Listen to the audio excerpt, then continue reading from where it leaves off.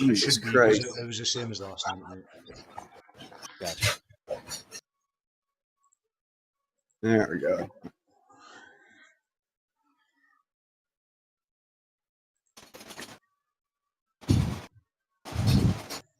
But yeah, it was kind of a pain because I had to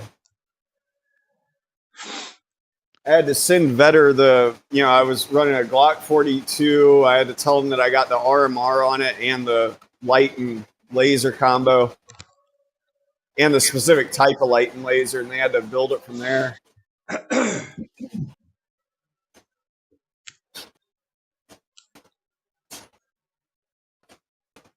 Jesus Christ. I'll be right back. This goddamn washer. Is that what that is? Just fucking shoot it. Yeah. Double tap it. Not a bad idea. Are you streaming? Yes. It's alright, mate. We were talking about hard-ons a minute ago. Fucking fill your boots. Oh, what's up? No, he asked me that. He said that you streaming there, so it was obviously some sort of sensitive subject, and I said it's fine. We were talking about. No. I usually do it for like for like Doc and stuff like that. Chief, remove the wheel Just so chocks. he could peek in when there's shit going down.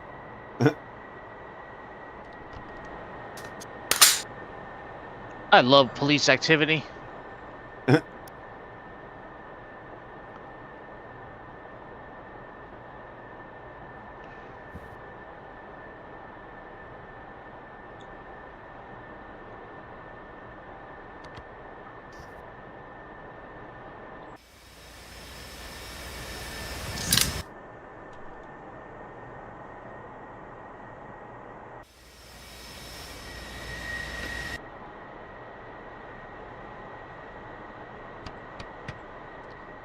Yeah, that fucking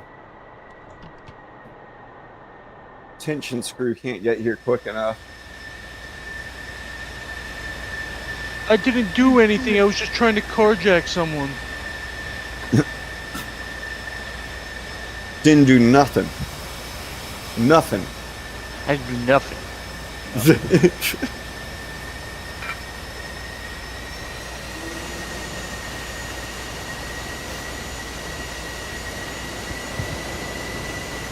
When someone says that, the cop should say, "So you did do something." Yeah, Because then they said a double. Well, they gave him a double negative. They said they didn't do nothing. So if they did not do nothing, that means they did do something, right? When you have to deal with people who talk like that in an area, you're usually so fucking overwhelmed with bullshit that you're like, not even gonna go down this fucking rabbit hole.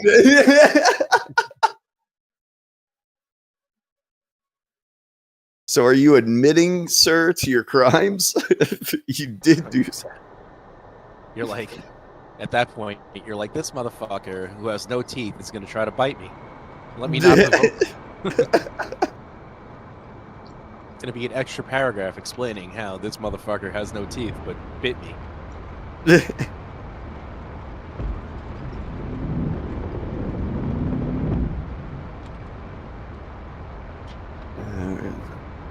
I am airborne. Oh shit. I fucked that up.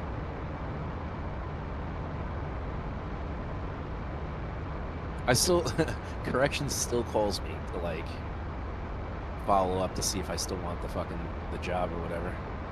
Oh shit. Yeah.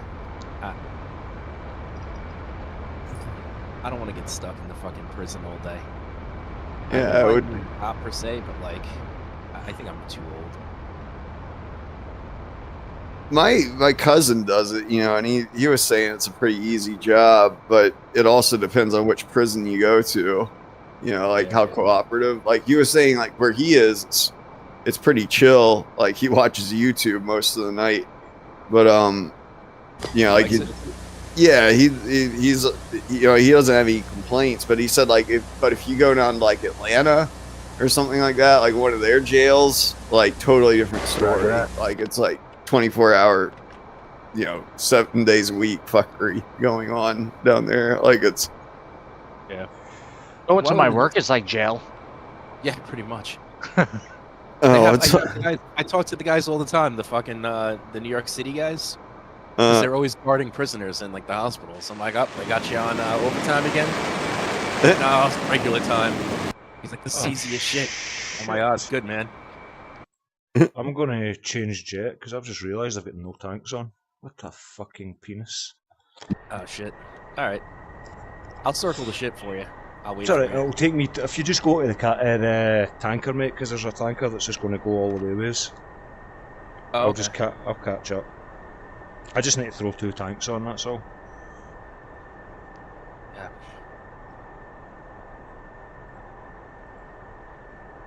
Is that 135? That's Yes. coinciding with Angel's 10. The only thing is he's sitting at 330 knots, and he should be at 35,000 feet, but it didn't look as if it was. So we might need to sit with him for a wee bit and then take off to the next one. Gotcha. There is a tanker going to follow Air Force One this time as well, though. So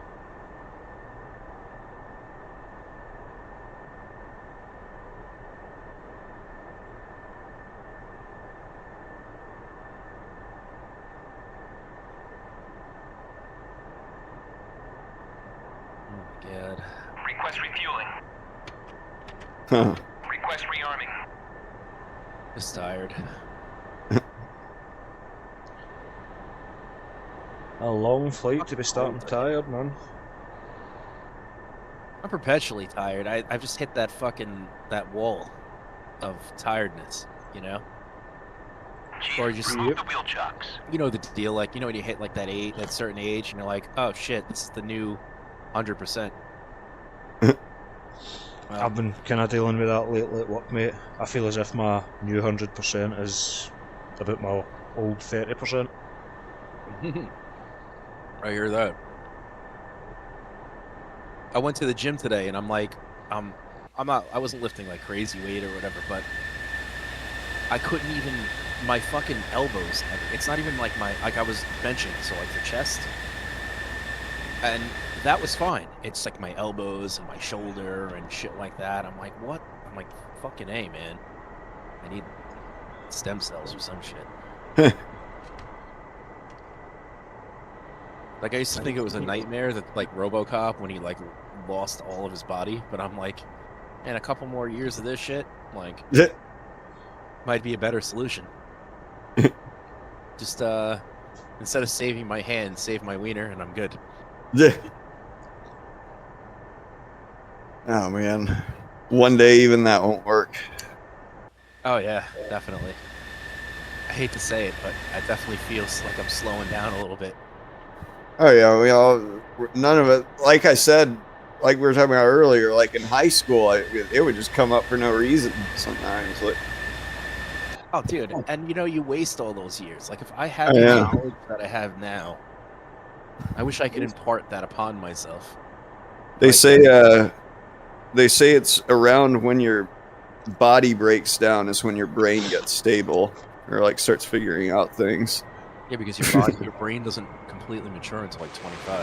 And that's about when I'd say it's probably later than that. I mean, biologically, it probably matures then, but like life experiences and shit, like I didn't know shit when I was 25. Like, That's true. I knew, I guess, like I had, I'd been in the military and stuff at that age, and like I knew that, like I had more weapons knowledge than most people, but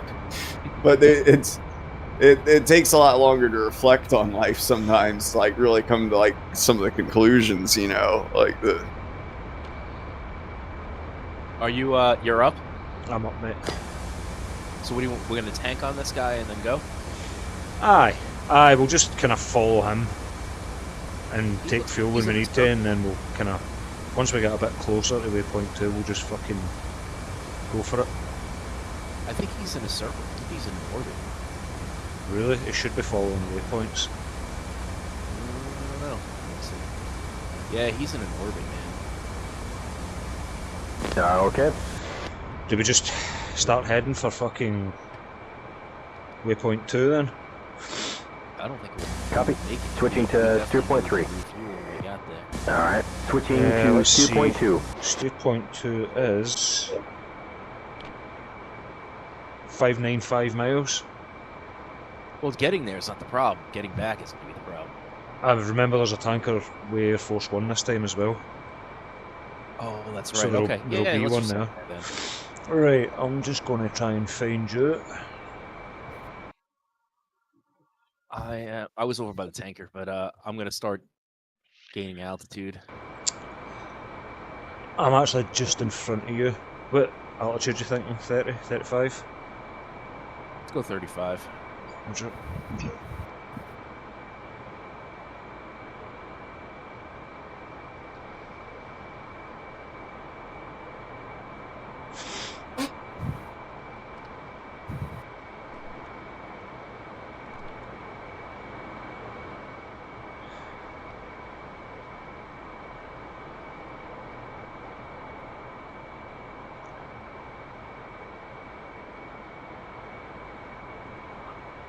Basically, we need to. Our fuel needs to last for an hour and 40 minutes, or an hour and 30 minutes for this point. We've got an hour and a half to do 586 miles. Pretty sure we'll be fine. Yeah, we'll be all right. Just get to altitude, we'll be fine.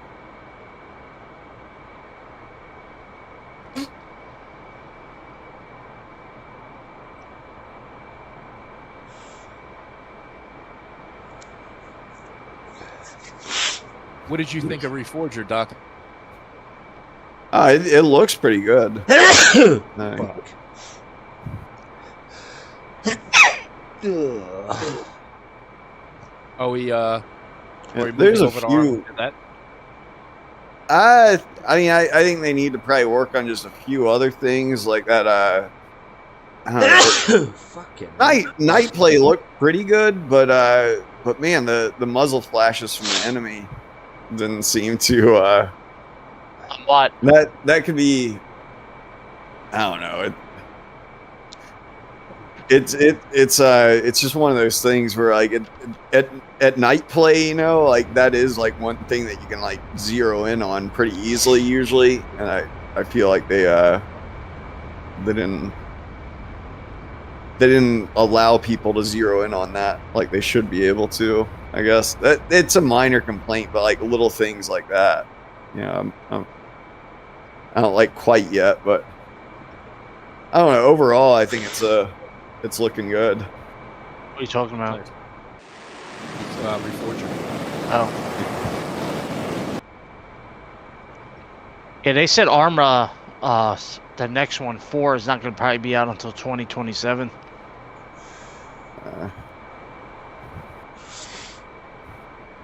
You have Joe. You have Reforger, right? Yeah. What do you think of it? I like the idea that they put it on PC, Xbox, and fucking PlayStation with mods. Well, PlayStation doesn't have mods yet, because then the community could be a little bit bigger. Yeah. Because then maybe you can have like more like single player missions and shit, and play with like people who say want to have like don't want to have like a gaming console PC. They can still play on a console. Kind of evens the playing ground a little bit, so you don't have to worry about your, Yeah. like everybody's system is kind of the same, so. Yeah. I mean, of course the PC is going to be better. Yeah. The thing is with the like when I played on the PlayStation, because I just wanted to grab it and see what it was like on PlayStation. It's weird because I'm so used to playing like Arma on the PC for so long. It's just like totally different when it comes to like the menus. I know like they've done that like test in several different games where like they released it on both PC and console, and usually PC players dominate. Oh, of course. Games. I mean, first-person shooters are always keyboard and mouse. Yeah, exactly. Like it's not competitive like when you're on a freaking console controller. Yeah, because you can't really customize a console. Yeah. But it's Like hardware, with too. different. What's up? If your hardware is better, like you're gonna receive the information quicker. Oh yeah, yeah, but it's still this. I mean, Well, I know like when they were doing these, I know like I'm referring like back to a really old study that I like read about in college actually when there was like one game that did it back then, but they just found that like you can't control like a console. You're kind of stuck. Like here's a console. Yeah, you can't controller. change anything really, and Yeah, that like much. the quickest I can traverse to the right is like if I give it full deflection like that, whereas a PC player can like sweep his mouse around really quick and stop it on command, so it's No, they make settings for that where the sensitivity on your and everything now on a lot of the games. Yeah, you put it on high. Oh, Yeah. Even then though, I bet it's still like just that range of motion like that compared to a mouse pad. Like Oh I'm yeah, always gonna and be a lot also more precise on the that. the mice, the freaking that you buy now, it has like a DPI switch, so you can change it to like almost zero for like sniping, so it doesn't move that much. Yeah, well, most mice have that, but even if that was like not like just keyboard and a mouse is just so much more practical when it comes to like just zeroing something on the center of the screen really quickly and clicking. Yeah. Yeah. My biggest thing is that it just brings like a bigger community, and hopefully like down the road it just like everyone can enjoy playing the same game no matter what they're on. There's other things you could probably do as a console player that would be like just about as effective. Like I bet like aircraft, it's not going to be as big of a deal because the airplane. Yeah, like they have fucking keyboards and mouses for Xbox. Yeah, but you can't do that on PlayStation. You can't? I thought they did. I not that I know of. Keyboard, mouse, PlayStation. Not every game supports it. Gotcha. It's like I said, the biggest thing of Armory Forger is being on like consoles, so like you can get more people to play. Like once you start making missions, like the mission building sucks on PlayStation 5. Like I love having a fucking keyboard and mouse. It's just so quick to be able to use the mouse wheel and everything. Yeah. But again, at least we're starting to get ahead, like where everyone can play.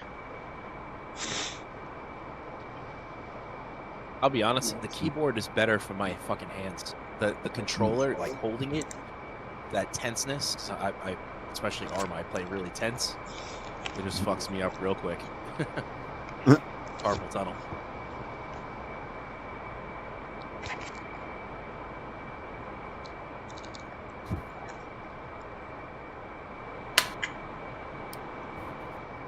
But there's so many people online. Like I told Shooter, there's like 130 like servers that are like 80 plus people, like up to 128. And of course, the mods are going to make the community even bigger. Oh yeah, definitely. I mean, Arma, Arma, I mean, we all know, like, you release the base model, all you got to do is do bug fixes, and then it will take off from the mods that the community makes. Yeah. Absolutely, yeah. I mean, the mods are what makes that game. Like, people still play probably fucking Arma 2 with all the mods. I mean, Arma 3 eventually got them all, but... That's always been my big holdup for switching. Is just like I always wait for the mods to catch up to the game. Yep. I typically do. The only thing with Arma Reforger is they don't have... They still got to fix a lot of the helicopter physics, and you can't really put airplanes in there because they have no real baseline physics for airplanes. I was actually one of the first to get Arma 2, I remember, and like I played it just a little bit, but then I went back to Arma 1 just because Arma 2 wasn't there's no mods for it yet. Yeah, how long did it take you to switch to 3? Was that pretty instantaneous, or it took a while? Yeah, it took a bit because I did switch to Arma 2 first for a little bit, but Arma 1 and Arma 3 I spent the most time in. Probably Arma 3 by now. But yeah, we did, man, I spent like most of my fucking college days on Serrani and Arma. Nice. That and FSX. Arma and FSX. You remember when we were playing in the one city and the Hind was following us? Yeah. When they asked you why you wanted to leave the military and you said you wanted to go to college, and you said after sex, they probably said, "Oh, he wants to go have sex."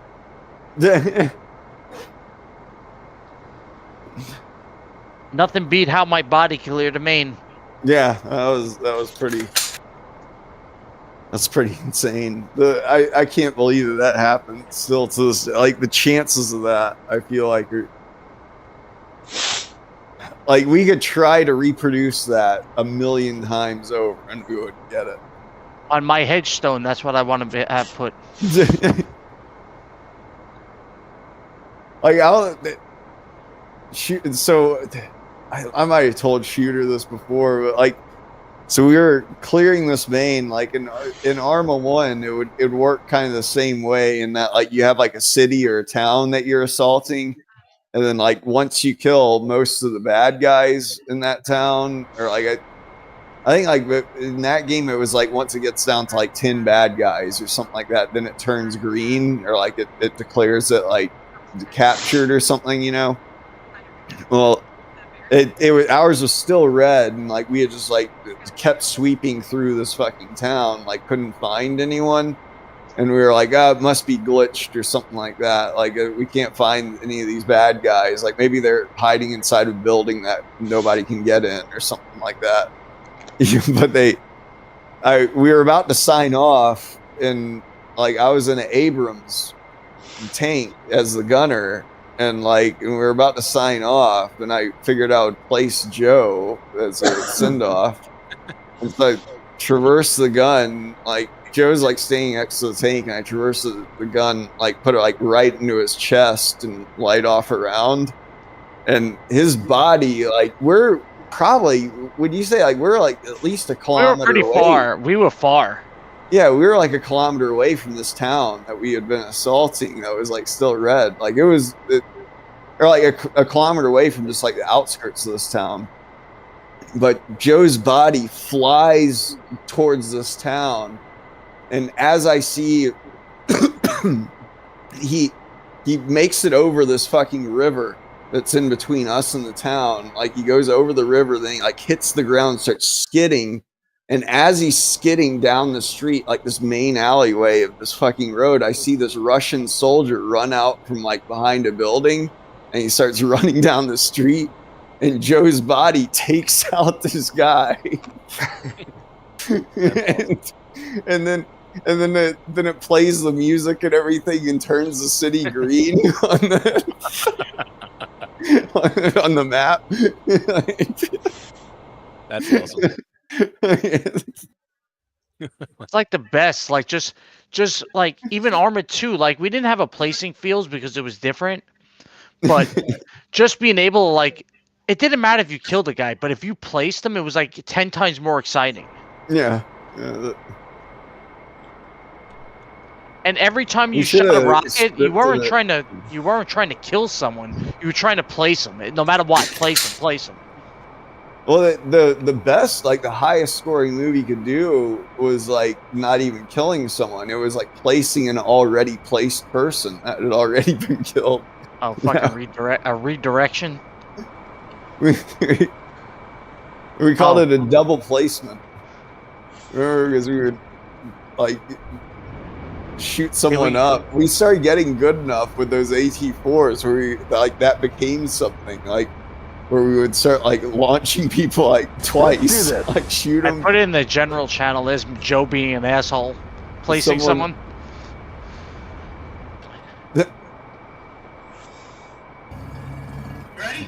Just on your left shooter, mate. I just done a circle. We have, yes, that's a friendly. Bra, 185, 3 miles. Angel 36, friendly. Hornet, 12 o'clock, 3 miles. For the price, it sounds amazing. Like it puts up with the Quad Cortex. It's a guitar thing.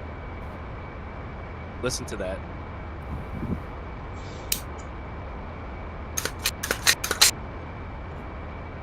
If you keep doing that, you're gonna fucking drive me nuts.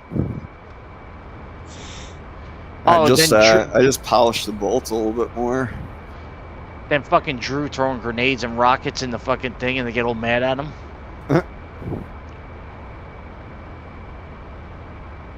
What's your airspeed shooter? I am at 292. Sure. Yeah, check out that video. I said that pedal's really fucking good. I regret buying the fucking things that I have because I spent so much more money.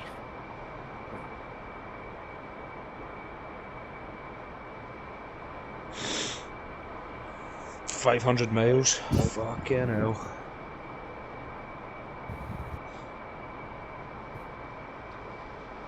Go in an hour.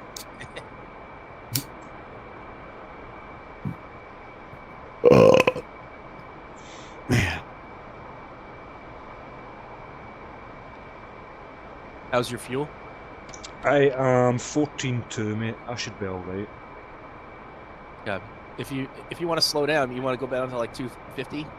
No, That'll I'm save more. fine. I'm fine, mate.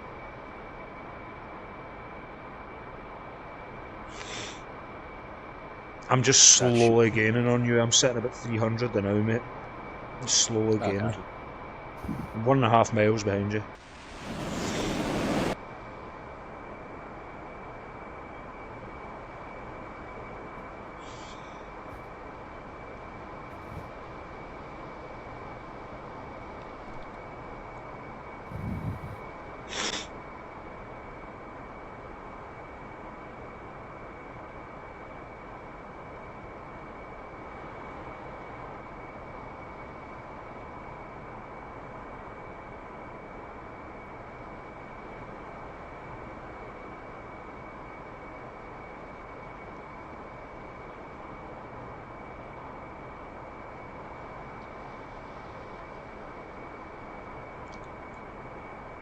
I guess we're gonna have to orbit for a little bit and wait for that.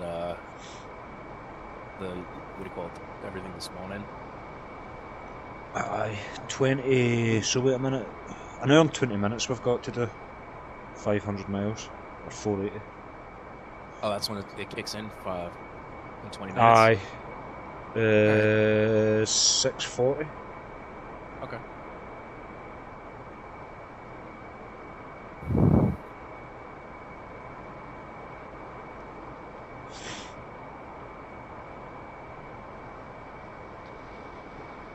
I'm going to see when I'm refueling as well. I'm going to see if I can actually. I'm going to see if I can switch my fuel for the wings into the tanks, and then I can maybe take on more. Because that 12,000, it's not really great. What do you? Oh, yeah. Like maybe redistribute. I wonder. Let's look that up. I had a wee look. I couldn't find fuck all on it, mate. But Sense tells you just want to try it. If you can transfer it, that's the way to do it, you know. It's a long flight, so it's not as if I don't have time to figure it out.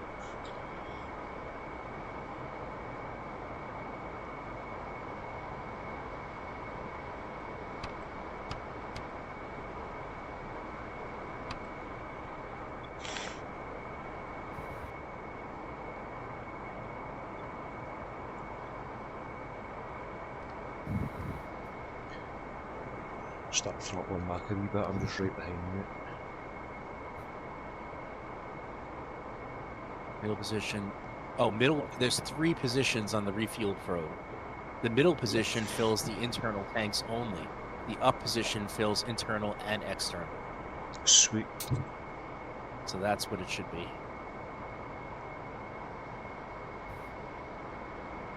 I'm sure it says 16,000 is the limit with that, because I seen that. What? It said 20.1 on that one. See, 20.1 would be ideal. That's exactly what we need. Give it a shot. That's it.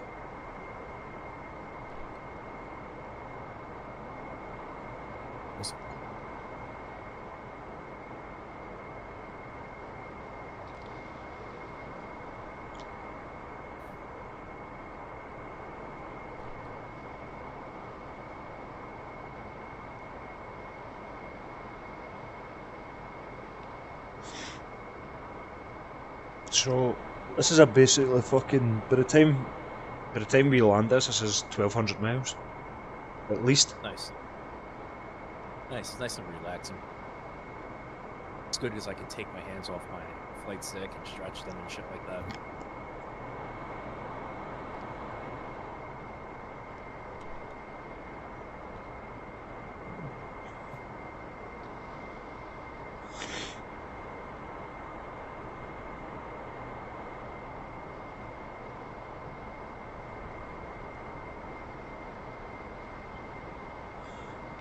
I think I'm going to buy Iraq at some point. Oh yeah. Aye. You're gonna buy Iraq? Aye, not the country, the fucking map. You know? I know.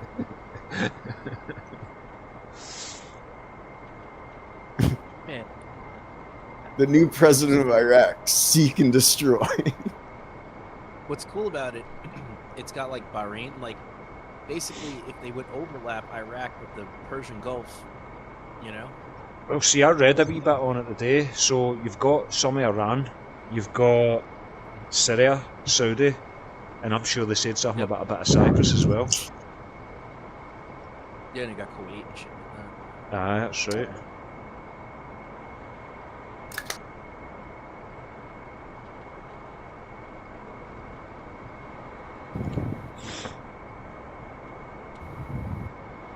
They really need to make a fucking like Israel, like North Africa map.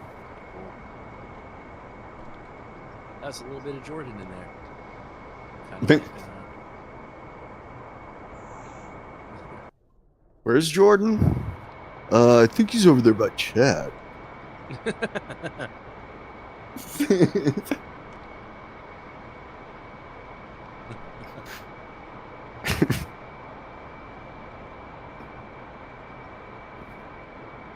The shitty thing about the what's the name? I don't know the fucking map. I guess it was like Iran or whatever the fuck it was, but like I think I downloaded the Iraq map and well no, it was the Afghanistan map. That's under my fucking blank. But they didn't have, a lot of the bases weren't even fucking complete. So like the one where the US botched that whole fucking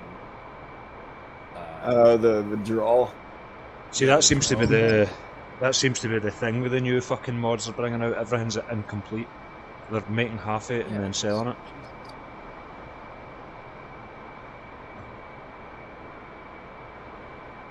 Crazy. I'm gonna try to polish this buffer spring. I bet that will make it really slick. My goal is if I can polish enough of this metal on the inside of this gun, by the time China invades and I drill that third hole, like I want this thing to cycle so goddamn fast. At least when I turn up the gas system.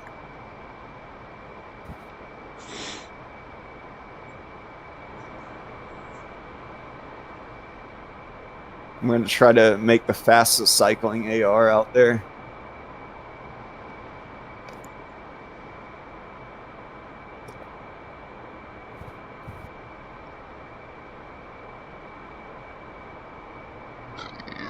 Pardon me.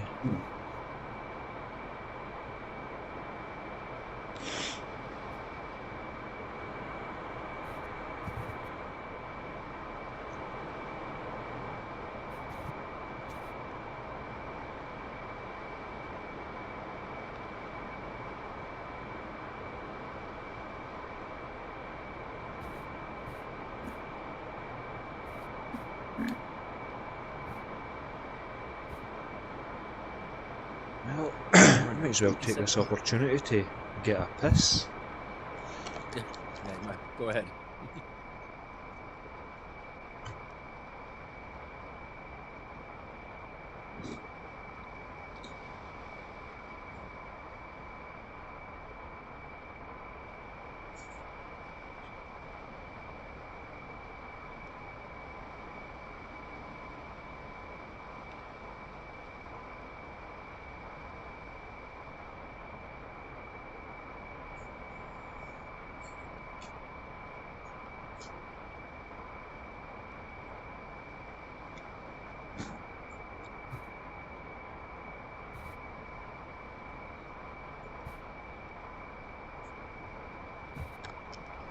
I have an idea.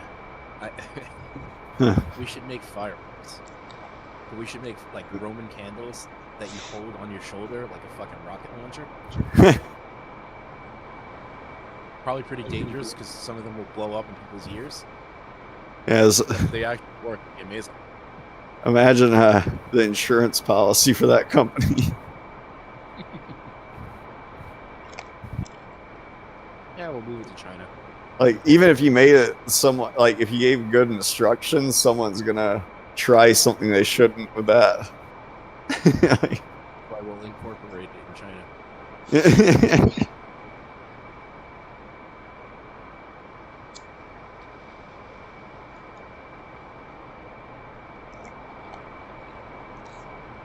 Aye, Mr. Bale's mad at us. Oh fucking no. Wait, why? I don't know, mate. That's what Shooter was saying. Did he say something in the chat? I messaged him at 12:30 and I haven't heard from him. He's humping the shit out of his fucking girlfriend's leg. I was about to say. He must have found a new group of friends. He's got a wee cock, but he's got a fast ass. But I didn't want to come around because then you guys would make fun of me for dry humping my girlfriend. Deservedly so. Yeah, exactly. He put his cock in her, but still hadn't hit the balls to fuck. Listen, if you wear rubber, it's like dry humping, kind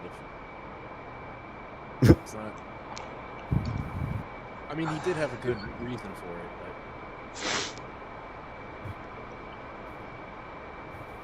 but. Whatever makes him happy. It's harmless, you know what I mean? We're gonna have to cross him off the trip to Las Vegas. Aye, we could seek permission to take him out for the day. I still want to take him to Vegas, not for the prostitutes, but for card counting. See if that guy gets his hole once, you'll never ever hear from him again. That's it. He just needs it once and it'll set him off. Today's lineup at the Bunny Ranch is pretty intense. Yeah. Definitely beats sitting listening to fucking Sonar anyway. I didn't even know what the Bunny Ranch was until he showed me that chick that works there. Good. Look what's going on there. The Bunny Ranch is a legal brothel. Yeah, I looked it up after you showed me. Look at this. Or after, yeah. Abby Rhodes is there. This chick's Yeah, that's that chick that the Evie Wren one is the one that I messaged. like Evie. Yeah, I guess so. I don't even know fucking how to say her name. Yeah, but check out Abby Rhodes. Abbey Road.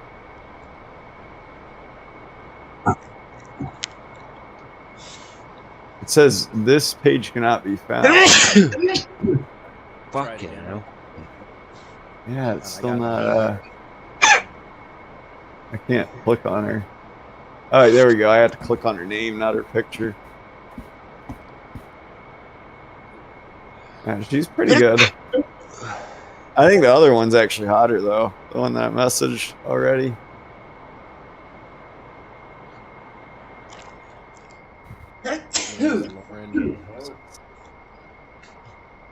Looks like fun.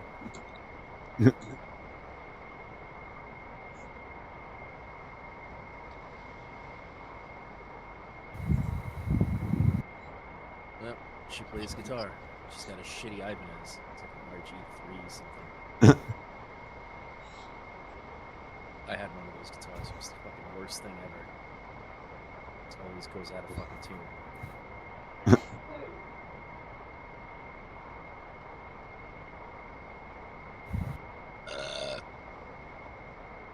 I don't know. It's not like I'd be throwing her out of bed. You know what I'm saying?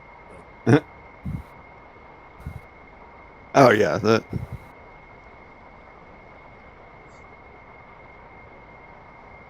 But I don't think I need to message her. I need to get an ATM and a job.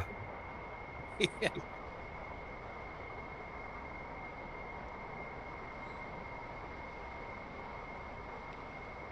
Well, what type of job are we talking about? A blowjob? Yeah. It might be up for the. As long as I'm not the one giving it. Yeah, right.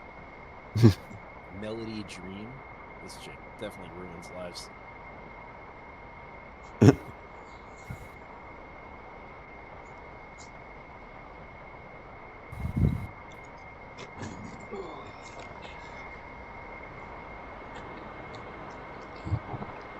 Oh, I had to go and take an antihistamine there. I'm sneezing like a fucking idiot. That's not good.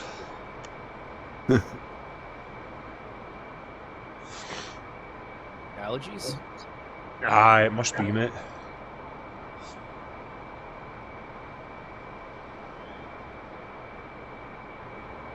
Either that or I'm fucking riddled with AIDS. Let's hope not. It's alright. Every time I get sick, I'm like, that's it. I have AIDS or cancer. Or both. Especially like when I was, I went through my promiscuous period. I'm like, oh man. Yeah, I've slept with a few chicks that I didn't made me kind of second guess myself. I hear that. Well, the great thing was, like, when I was in the military, I could just walk into the BAS and like do my own like panel essentially, you know, or like blood draw myself, send it off to the lab.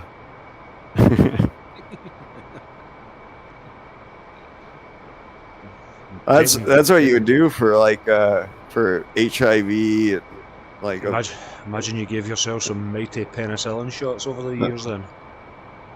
I never had to. I never popped positive for anything. Like I've never been riddled, honest. Yeah. I lucked out and never caught anything. But the worst though, the one I never did it, but like the big test that I was scared of was oh man, like the gonorrhea one, I think it was, where you stick a Q-tip up your fucking piss hole. And like, yeah, I never did that to myself. Like, granted, in order to do that test, you would first want to be showing symptoms of that disease. You know, like it's not something that like we test for in blood. Just take medication anyway. Like, fuck it, I think I may have it. Yeah. My buddy Tricarico, though, he ended up sleeping with a skank. He was another corpsman, but he walked into the BAS like, give me a goddamn dick swab. I got a dick swab myself. Slept with a skank.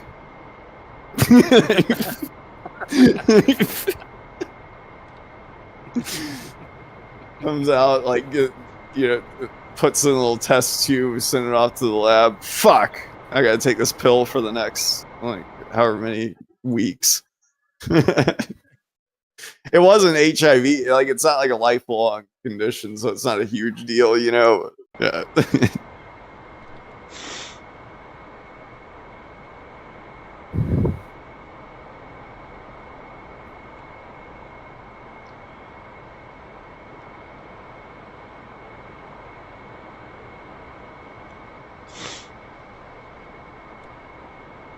Damn. How's your fuel shooter? I am 10-4. 11-4 I'm here. Showing about 5,000 pounds when it gets away from the team. Do you want to go? You want to gain altitude? No, I'm fine.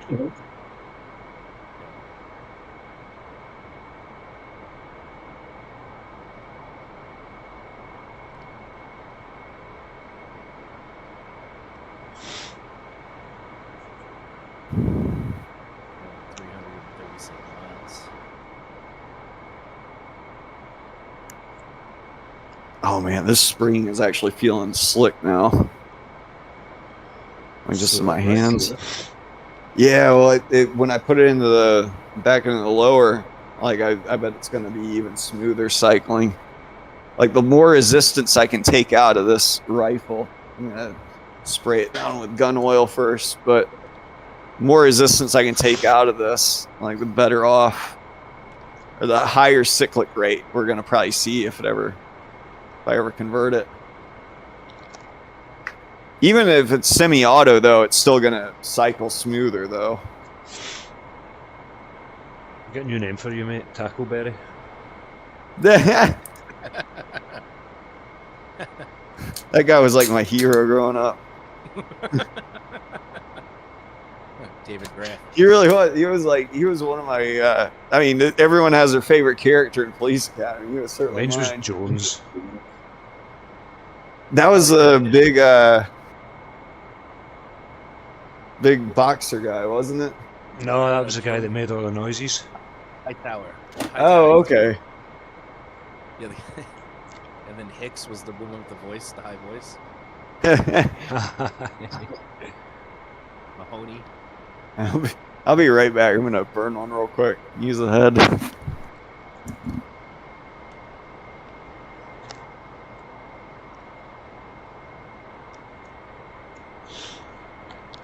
It's maybe a way to relieve yourself after we mentioned Tackleberry. Pretty much. It's no aftershave, it's gun oil. It's gonna be like the guy at the gym who's walking around with a boner now. Oh, that's fucking bad, innit? That's poor. Dude, guy had a fucking semi. I'm like, come on, man. And he's just letting it flop around. I'm like, dude, take care of that.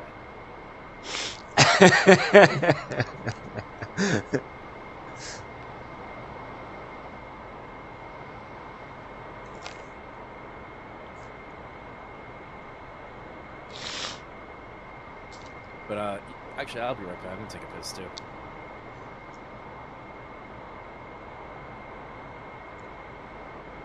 Oh, you hear me? Did he, mate? Aye. Alright. Alright, I'll be right back.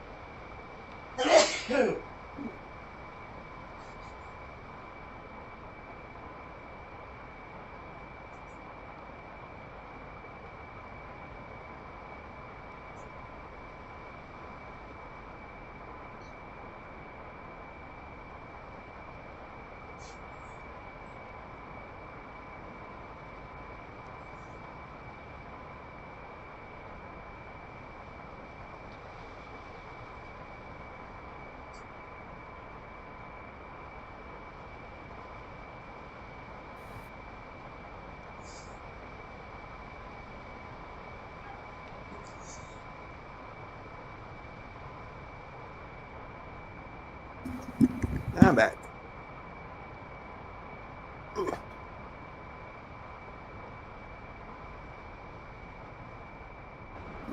Anyone else here? I'm just back, mate. Yeah.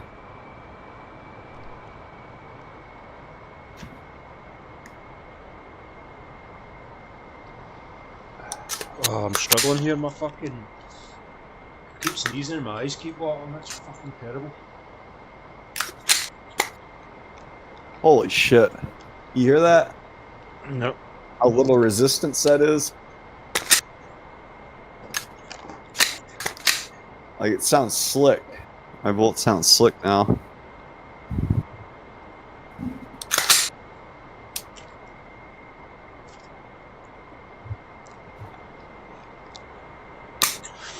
Yeah.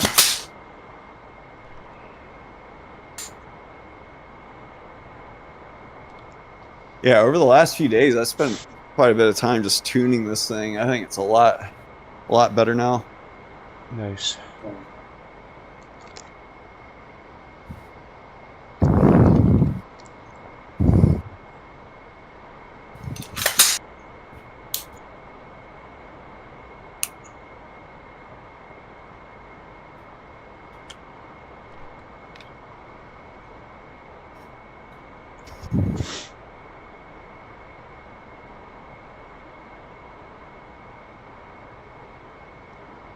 So I'll be right back. For sure.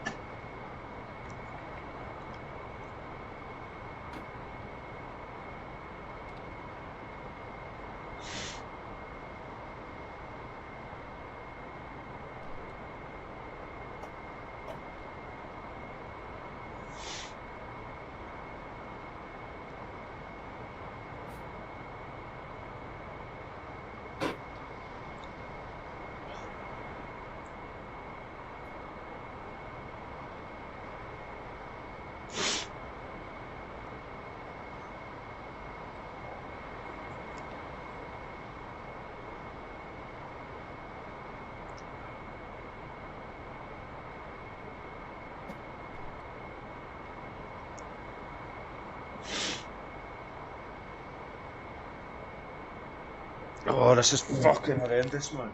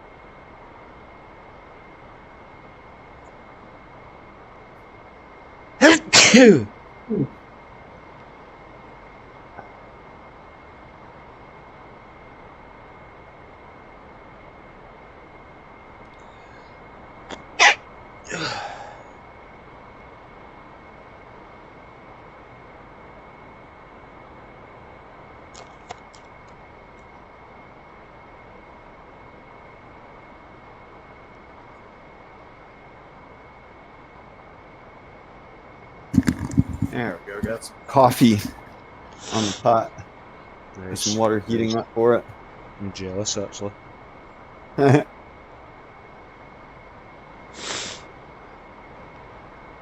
I think I'll start making a coffee when I get to 200 miles out. Fuck it. Why not? I got a big cup.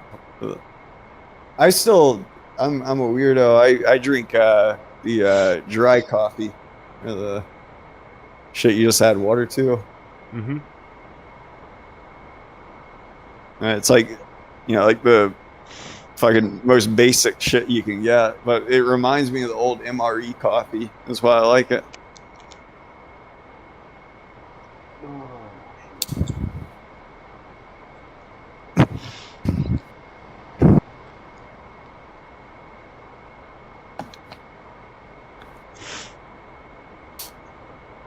Man. I can't wait for my 2 little tensioning screws to come in for this thing. Oh, I can't wait for my fucking eyes to stop watering. This is treacherous, mate. That's bad, mate. It's, it's not something I suffer with very often, but see when it does come, it's Oh, what's that? It's allergies, and sneezing, and fucking. I get them pretty bad too. So I think my coffee's ready. I'll be right back.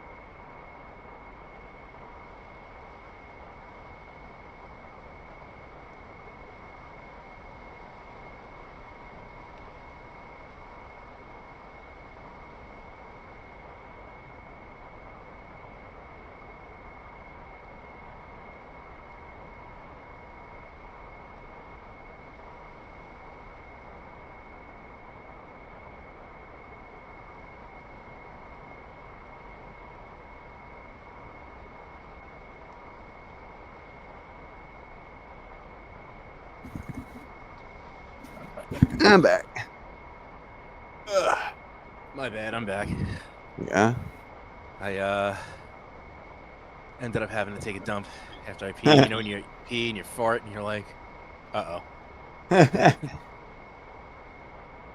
210 miles. Nice.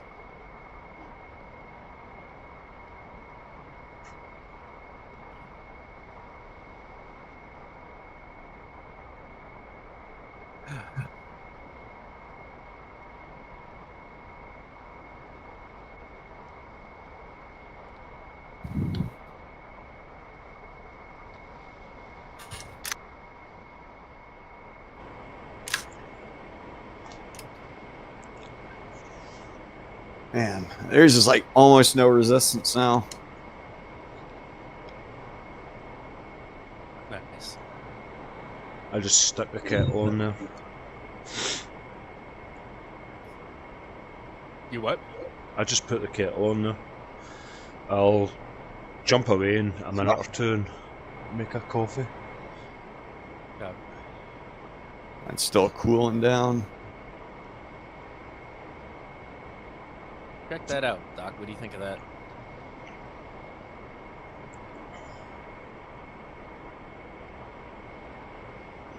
For the price, it doesn't look terrible.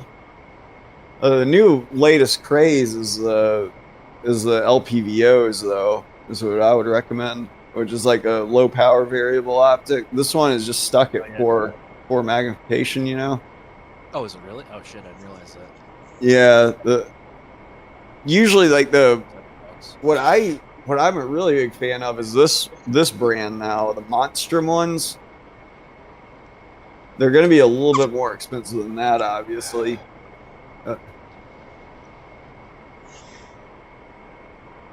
Yeah, here's the... Damn, this is actually a really good deal. If I was going to get one, this is what I would get. This is actually... This is this one. on this rifle that I have. Oh, god damn it. Fucking wrong link. A bunker one? That's actually a really cool video, though. Russian soldier propelled to new heights. Oh, God. Holy shit. Yeah, he got play. I was sending that message to Drew earlier. Right, 190 miles to the waypoint, mate. I'm going to go and make a coffee and shit.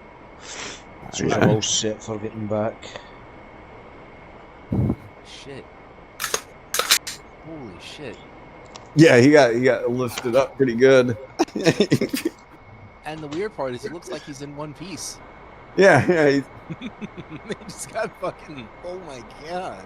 I sent that to Drew and Kenny, the chat earlier. I said, yeah, it might be the best real life placement ever.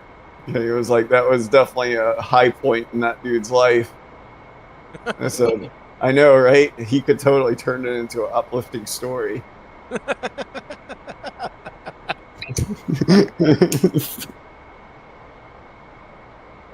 about breaking through the glass ceiling. Jesus. Jesus Christ. God. Like those are trees below him. Like he was up there. Like he like went like 10 times higher than the trees. Like He almost hit the fucking plane or whatever that is. A Yeah. drone? yeah. Yeah, that's got to be like 200-300 feet in the air. Yeah.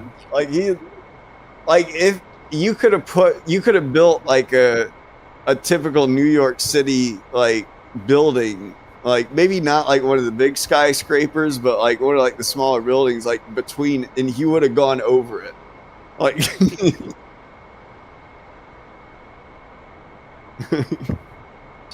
Christ.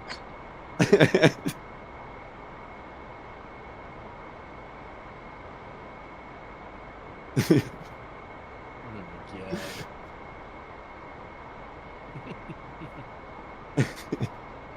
But yeah, that other link that I sent, my bad. Yeah.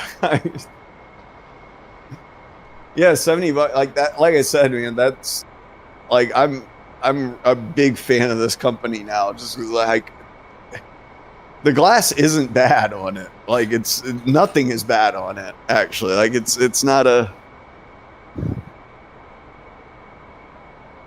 And you can get two different reticle options, you know, like that. They got a few more like higher priced ones, LPVOs, like the monster ones, which aren't bad to look at too. But like, man, it's a Good deal. yeah. Like you can go to 1 to 6 power for only $90. It's going to be a little bit heavier of an optic, you know. Like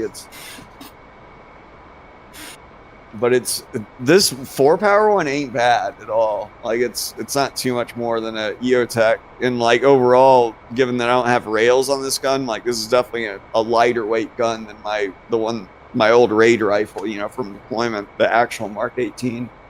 Yeah.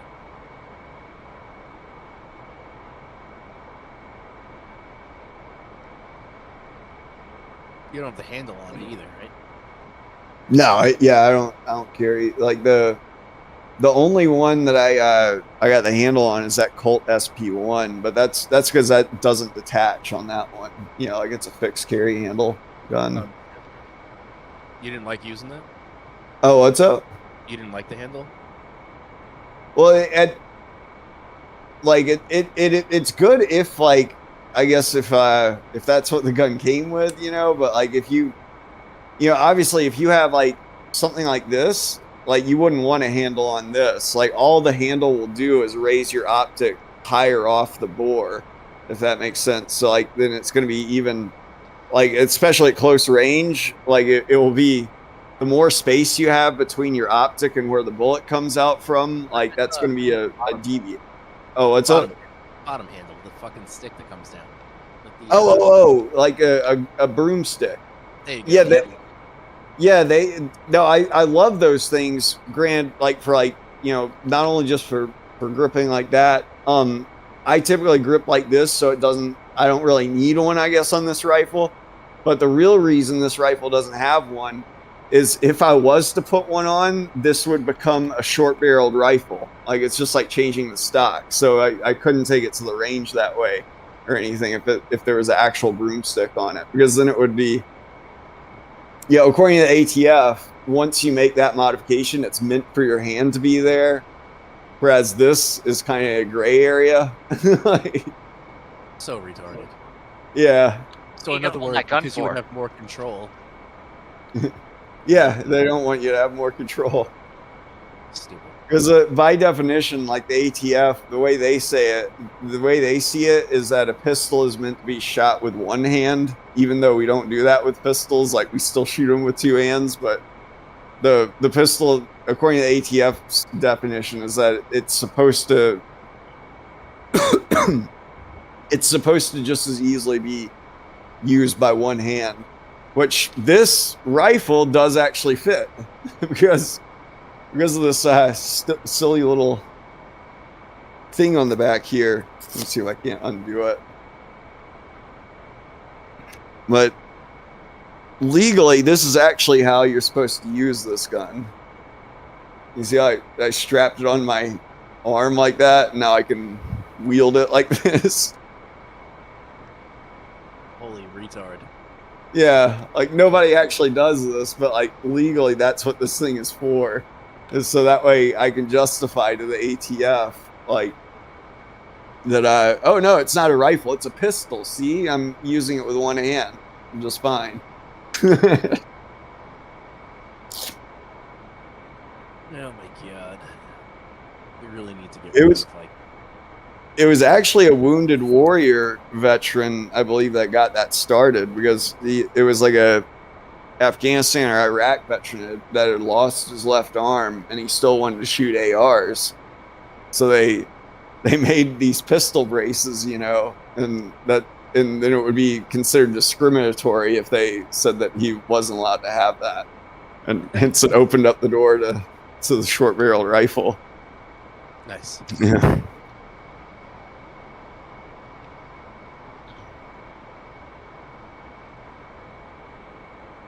Still though, we need fucking stem cell research. Absolutely. Man, get these guys like say the stem cells, you get them like it takes a year recovery. They're good to go to get blown up again. Yeah.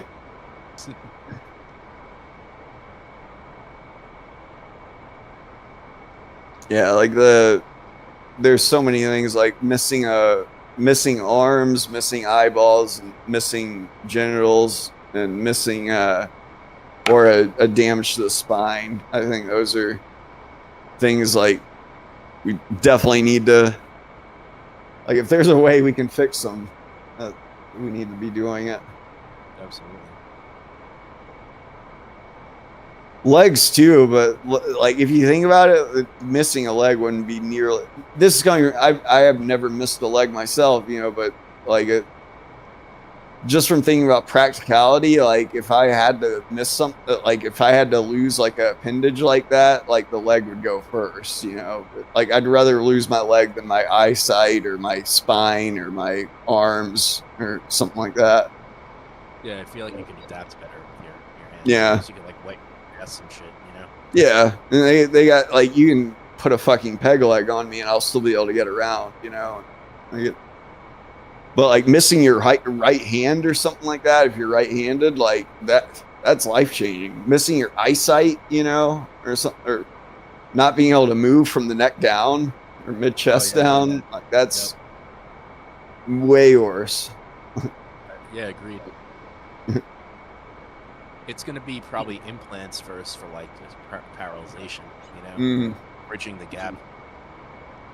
So anyway, I still have like, or at my parents' house, there's still some old letters, like and like things from my family from like a long time ago, and one of my like great grandfathers was he was a officer in the Confederacy.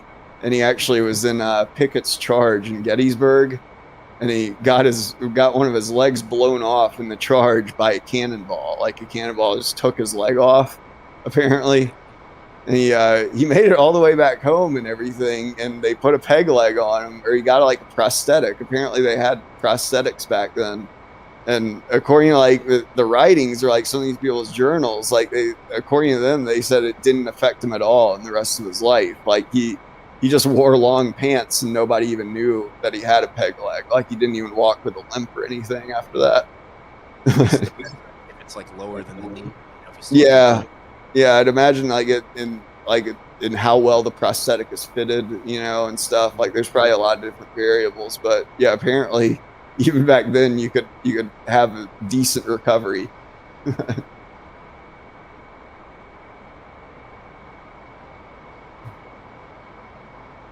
hand just has so many working parts, like movement, grip, rotation. Yeah. Like the foot has just as many bones and whatnot, but it's just that we're not evolved to do like fine motor skills with that. I have seen like, people who are missing their arms get really good at stuff with their legs or their feet, like, but I'd imagine, living your whole life using your hands and suddenly just not having them, that's going to be pretty fucking, that's not good. Yeah, absolutely. Yeah, it's crazy. I mean, it begs the question. It's like, are they going to grow the part and then reattach, or are they going to inject you and then you regrow your part, Either way, they need to try it. I know with the guy that got his finger cut off with a remote control airplane, like this was years ago, and they tried stem cells on him. And it wasn't actually stem cells, like it wasn't human stem cells. It was from a pig's bladder, I remember. But like an extracellular matrix, but they are able to regrow like that much of his finger, like fingernail and everything came with it. And it was funny because it was this old guy, and he was like joking, like, yeah, I'm a 70-year-old man with like a 1-year-old finger or something. But it was still like the right size and everything. Like it regrew as if it was an adult finger. But does he have to take rejection medicine? Because no, you're talking about like the actual like body rejection. Yeah. No, it's his DNA and everything. It came from pig's bladder, but his DNA is what fills in all that extracellular matrix. Like it doesn't actually have like DNA on its own. I'm looking at fucking pictures of it. It's pretty cool. That's crazy.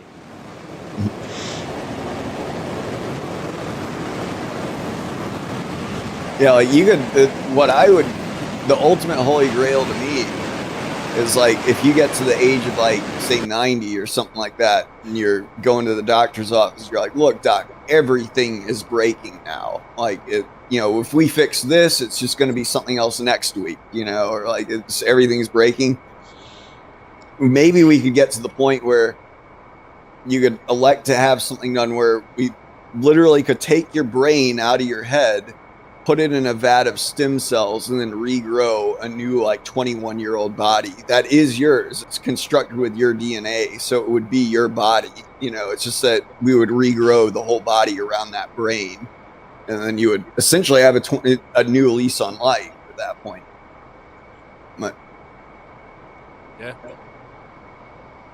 Now, granted, while it might take like a month or so. I don't know how long it will take, but like you'll get your affairs in order, and you'll be like, okay, yeah, for the next month, they're going to put me under for this procedure.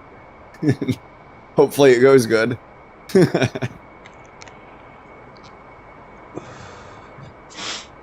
Oh, I'm back, fellas. Yeah.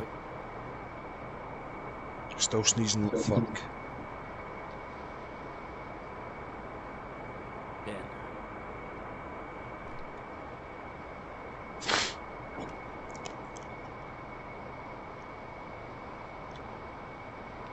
But yeah, if we could do that, man, you could. That would be biological immortality at that point. It's only going to get better after that. Like, we gotta wait for technically not, because there is a state of being brain dead. So it would. hopefully it would speed up our journey into space to find new. Let's not make this widely known until Nancy Pelosi's gone. What was that? Sorry. Oh, Nancy Pelosi. She's like a retarded politician in the United States. She's like 175 years old and refuses to die. Probably won't be too much longer. One can only hope. No, that would be fucking amazing if we could do that.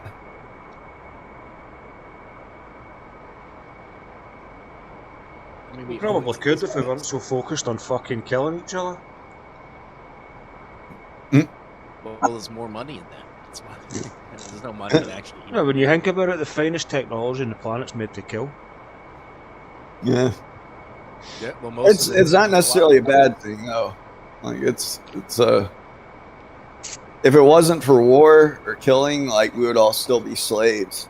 Like killing in war is like the original way. You know, like even before written history, like the existed, there was probably a tribe leader, and like if he was treating his tribe unfairly, you know, like they would uprise against him. Or if that tribe is treating another tribe unfairly, or if that tribe wants something that the other tribe has, you know, like they'll go to war typically.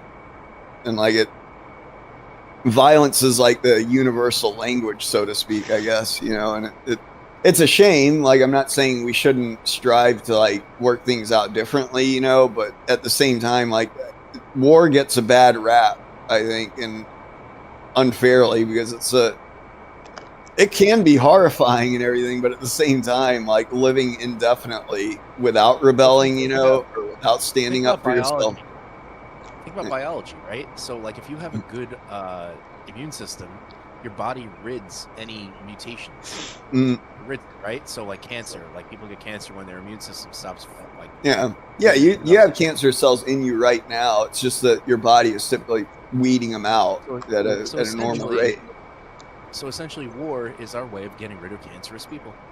Yeah, it's like the world cleansing itself. And I'm not saying that every person who's ever gone to war was in the right by any means. Like that's not what I'm saying at all. You know, like there's unjust wars. There's certainly like people who went to war for the wrong reasons or for selfish reasons or things like that. But at the same time, it's if it wasn't for being able to go to war, like we would have never made it out of the caveman era in the first place, you know, and tried to strive for something better. Like we would have just taken the status quo as it is and like obeyed, you know, if that makes sense. That's my take on it. But what do I know? What do I know? Fucking knowing me anyway.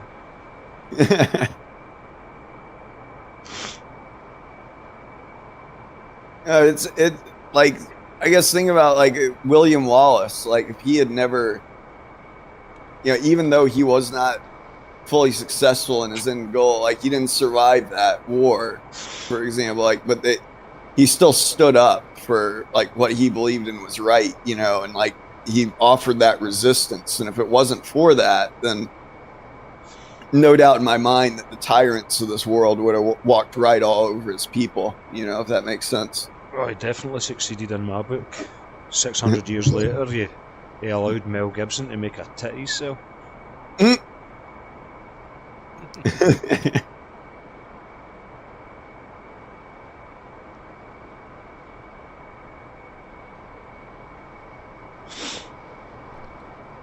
Good old Mel.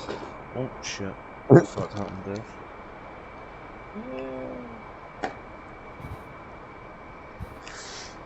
That's one of my reasons, CMC, for just wanting everyone to have a gun in this world. That's actually the best way for world peace, in my opinion, is to show that you have the means to go to war. I thought you were going to say because there's cunts out there like Mel Gibson.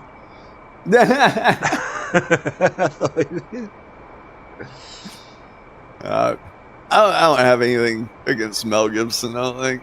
Nah, not I'm not like super religious. Like I'm atheist. I don't believe anything. like, you know, beyond. I'm not superstitious or any of that stuff, but yeah, I don't have anything personally against Mel Gibson though, and I know he's super diehard Christian. If only he was the same and never had anything against anybody. Yeah.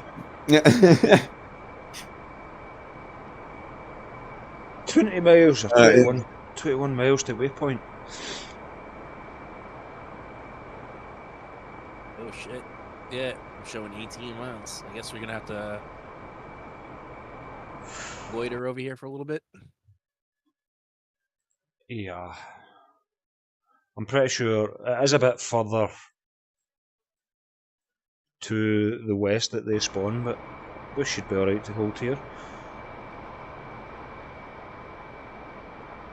And I think I told you, the shooter, like I used to be a lot more outspoken of an atheist, you know, like anti anything, you know, that was like superstitious or anything, but every atheist they first do that pretty much does that. Yeah, we come out of the gate swinging, so to speak, but like I fuel Joker, like the story. Yeah, talking animals, worldwide floods, things like that. But I still think it's just as ridiculous, but at the same time, I don't have anything against people who are religious now, and like, and I see like the reason for like them wanting good morals and things, and I see the bigger picture, I guess, in that, if that makes sense. Even though I don't believe in any of the talking animals or anything. But here's the thing, like, do you sit there and you look at the Bible for what it is, which is a bunch of stories? It's supposed to, like, in my opinion, it's supposed to teach you morality and ethics, etc., right? Yeah. You look past all the crazy mumbo bullshit that sounds like a children's story. I mean, because literally, you know, you have like the three pigs supposed to teach you, you know, a fucking thing. It's not like a, you know. Yeah, you can find it in all stories, but I'll put it like, I see a lot of Christians getting attacked these days, and then Muslims like getting away with, you know, with equally crazy shit, you know. For sake, mate, you should come to Glasgow. Christians war with each other. Oh yeah, I'm not fucking kidding. So I work with this guy. He's Pentecostal, and he was explaining. I was like, so I grew up Catholic, right? So. I'm kidding, mate. I'm kidding. My idea, as opposed to that, like, completely different. So, like we were talking about baptizing. Like, I was baptized when I was a few months old. For them, you don't get baptized until you're like 11 because you have to be able to make the decision yourself. You know what I'm saying? So, like, but I was like, so what happens to the kids before that? Because in Catholicism, if you don't get baptized at birth and you die, like, it's a whole big thing. For them, there's like a grace period, you know. So I'm like, you know, whatever. But anyway, moving on. The similarities are the same. No, in Glasgow, there's like a kind of ongoing war between Catholics and Protestants. It's been the same way for fucking years. Oh, I mean, it's been that way. Yeah. It's not something I take serious. I think it's a load of bullshit, to be honest with you. You'll get one guy standing in one corner shouting and bawling, and then the next thing he'll be fucking sitting talking to his Protestant friends or his Catholic friends. It's like it's just a load of shite, mate. If you were in 1770s in the American Revolution, I know you were not allowed to serve in the British military if you were Catholic.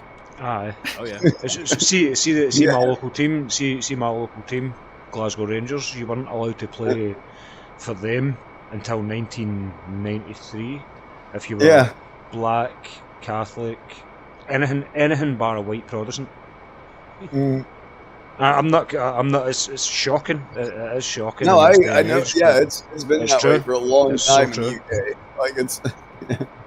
I mean, there's certain streets. See, when I was younger, I know, certain streets I wouldn't walk down. You know what I mean? Because they knew I was a Protestant. I think that was more political, but the IRA, the war with the IRA in like the 70s and 80s, like I think a lot of that had to do with being Catholic too. That's exactly what it's down to, mate. It's aye. All I know is, like, at this point, I will say this: when I had COVID last year, and I was hallucinating, and I heard that voice in my head, and it was the most profound fucking voice, and it was nothing like I had Support ever Glasgow heard. It wasn't the Rangers. voice I ever heard. But I chalk it up to me fucking, hallucinating. But I also realize how, crazy it was, and I couldn't normally, like, when you're in a dream, you realize you're experts. Obviously, your brain is the one doing it. Yeah. I was like, what is this? This is so fucking crazy. And so I understand, I guess, people a little bit more who believe that shit because I had, like, that experience, so to speak. Yeah. But beyond that, like, I mean, I'm hoping there's no fucking afterlife. I'm done when I depart here. I just want nothingness. I'm good. Aye, a good bit of sleep would be nice. Yeah, Pretty sure that's how it's gonna be. Like, it wouldn't. There's no real good reason. I'm scared to fucking exist after this. Fuck that, man. Who wants to fucking live forever? Fuck that. Freddie Mercury said the same thing. Yeah, well, he definitely went out in a blaze of glory. Come on, you sons of bitches! Don't you want to live forever? Big fucking radioactive rectum. Oh, man. Well, back then, man, and especially, like, he was a celebrity, so he was getting poked and prodded all over the place. Yeah, he was a bit of shagger. A little bit. Just the wrong kind of shagger.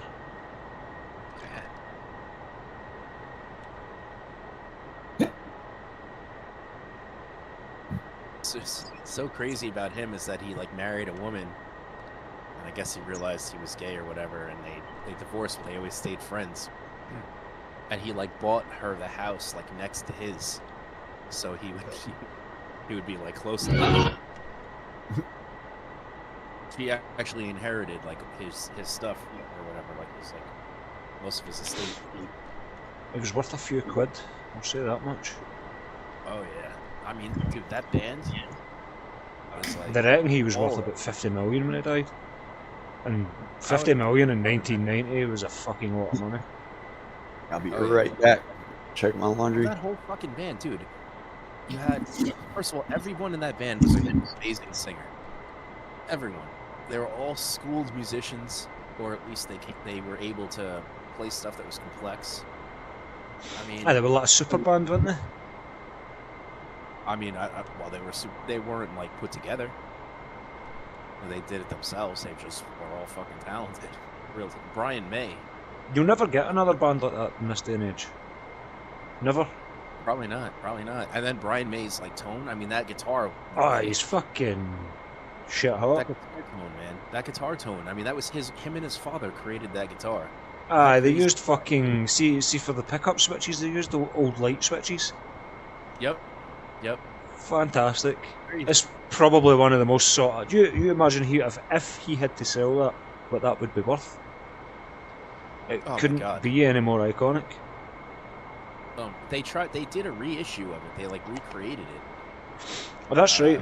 Oh, you can buy them. They're about, maybe, well, the last I seen they were about £500. Oh yeah, something a little more than that. The like the real ones, it was like 5,000, something like that. But I mean, that guitar tone, man, and then that just the phase in it, like the way that that was all set up. But again, like, dude, think of, like, Bohemian Rhapsody and listen to all the harmonies and the vocals and stuff. It's fucking tight. It's as tight as you get. Yep. And what the hell is the fucking drummer's name? I can't remember his name. Roger Taylor. There you go, Roger Taylor. Roger Taylor, he's a great fucking singer too. All those guys. It's insane. But yeah, you don't get a band like that comes around very often. That's great, that type of music.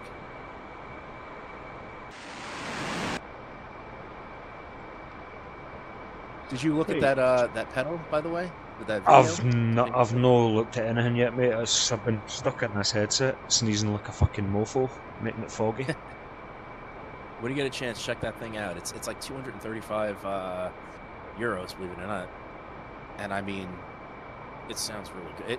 They did a shoot off between that and the Quad Cortex, which is like $2,000 US at least, and it's pretty much like spot on. The only difference is that you can't load your own impulse response, which is like the cab simulator.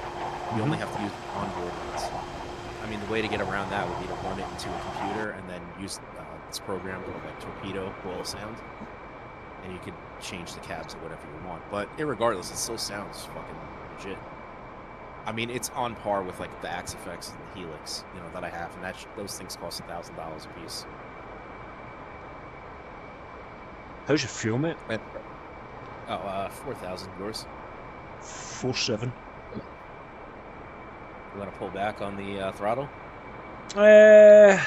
We could actually head a bit closer. They spawn, I'm sure, 210, about maybe 10-20 miles that way. So if we went kind of 10 miles, go for 210 and head about 10 miles down that way. Means we'll meet the tanker quicker.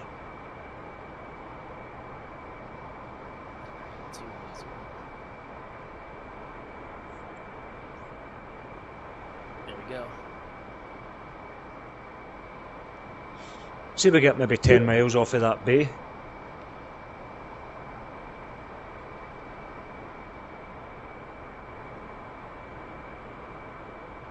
I'll be right back. I just gotta take a piss real quick.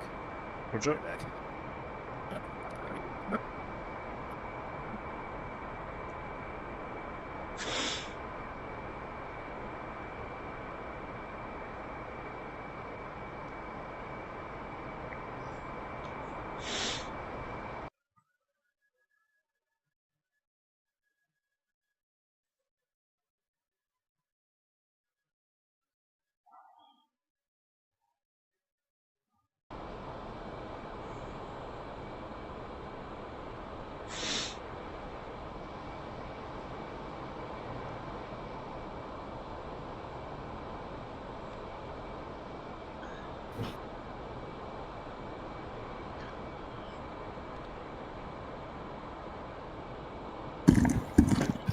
I'm back.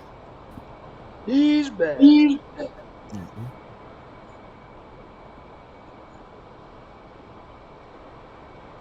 I'm back. Yeah.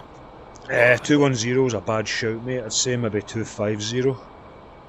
Oh shit, okay. I've held off. I've not started turning yet anyway. I've held off until you started turning. They spawn in about 6 minutes.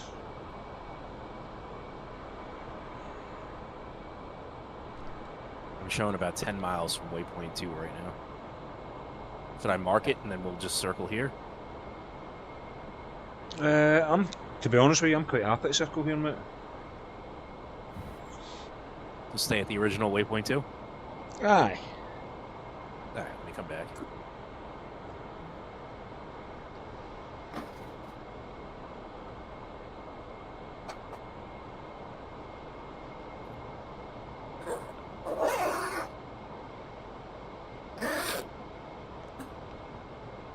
I'm gonna pull back on the throttle. I'm gonna go to like 250.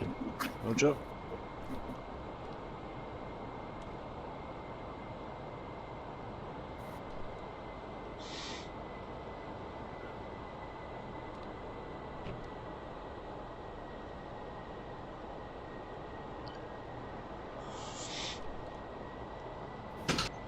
About half a mile behind you, off your right wing. Got it. Oh man.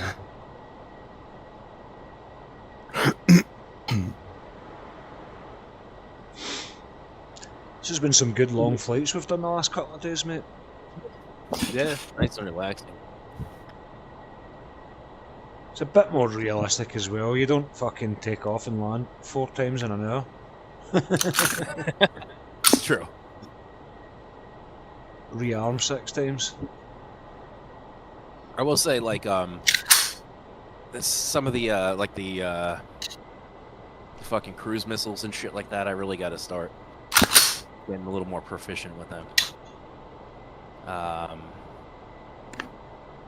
And like, I can't remember the name of all the fucking things, but whatever. But start using a little bit more diverse weapons.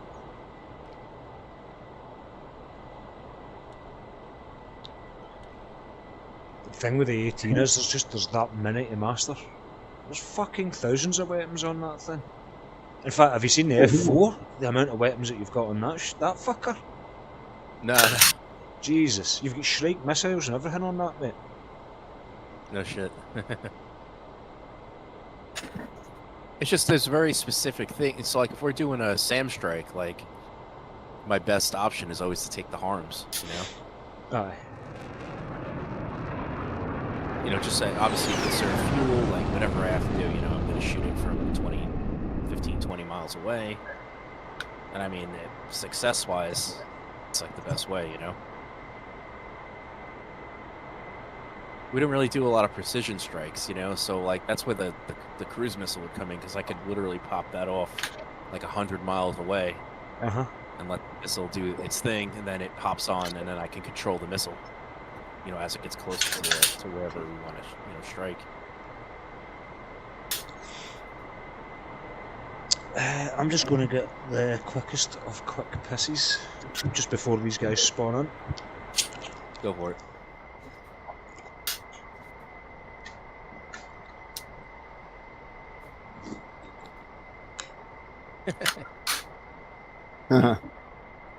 Playing again.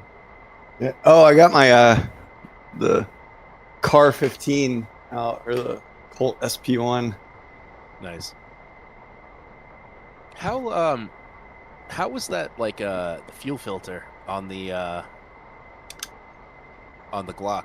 I forgot how, like, noise wise. I haven't shot it on the 42, but like it worked. Like I'd say like there's a bigger step off between like the rifle and the pistol, you know, or the rifle suppressed and unsuppressed, and the pistol being unsuppressed and suppressed. But I'm back. Yeah. I wonder how can you have sorry, Matt. Do you have a threaded on the 22? Yeah, on the rifle, yeah.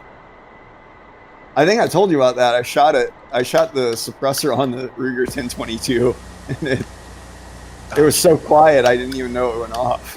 What about the fuel filter? Oh, I haven't shot that on. Yeah, I don't want to attach that and take it outside the house for fear of getting a new roommate. I did it that one time, you know, with the night vision with the Glock, and it worked pretty well. But my bad, GMC. What were you saying? I'm just going to set up my airship, mate. Gotcha. Yeah, like overall, I'd say probably the pistol with the suppressor would be quieter, or the quietest, you know. But it's not as big of a difference just because the pistol's already quieter. Silencer that the fucking whatever you want to call it guy, the CEO killer guy, wasn't that one of the fucking fuel filters? They just said it was homemade. I don't know if it's a fuel filter or not, though. It looked like the fuel filter. Well, granted, the fuel filter looks like a lot of suppressors, though. So, true. Yeah, I don't know. I'd have to see a close up of what he was using. I bet it didn't have a booster, though. That's why it fucking jammed. Yeah.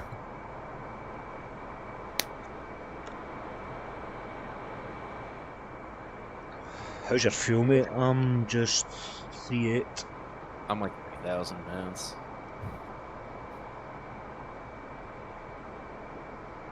A 1,000, did you say there? No, 3,000. 3,000. Oh yeah.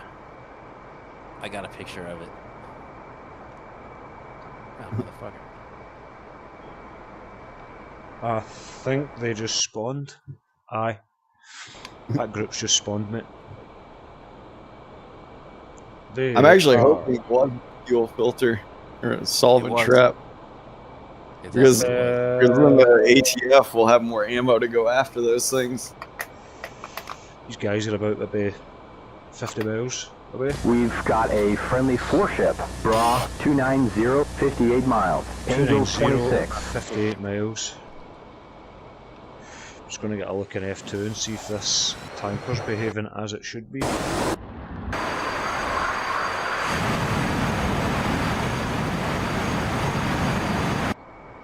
Seems to be.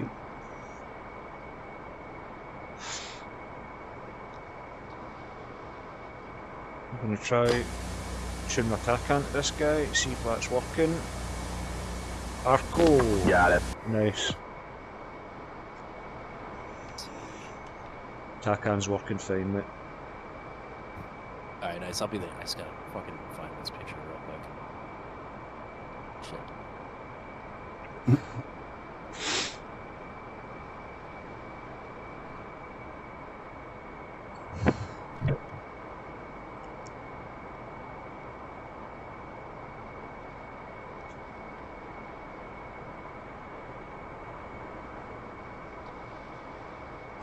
But yeah, like I said, I don't think that CEO killer, like, he thought it out too well, or like he probably used the silencer because that's what assassins do in movies. But like, if you think about it, like, if you're trying to use a silencer, that means you're trying to be stealthy, right? So why the fuck would you do it in the middle of Manhattan? That's, you know what I'm saying? Like, it doesn't compute. Yeah, it doesn't like it's, don't get me wrong, I can totally see it happening with like an amateur, you know, like, which is what I think. I'm not trying to like be insulting to him, but I just don't think that he, like, a professional assassin would have done everything that he did. What does that look like to you? I just sent it to you. Let's see. Alright, that's the... I don't know, it doesn't really look like a fuel filter. I think it's homemade, to be honest. Because it, like, it's not really like shiny or anything. Like, it doesn't look like it's machined aluminum, like the fuel filters always are.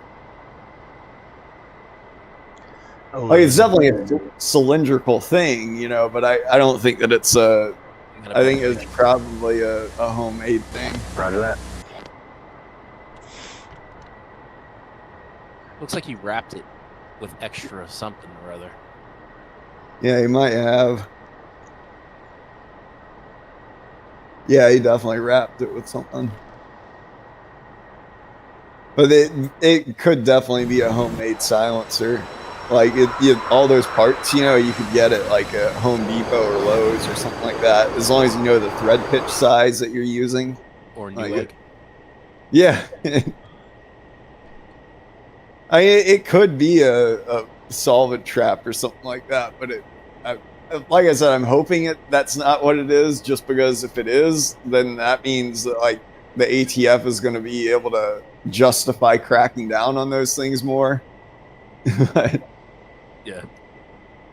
Even though it makes no fucking difference. Like, he got caught. He was on tape doing it. Like, there's a fucking witness right next to the guy when he shot him. Like,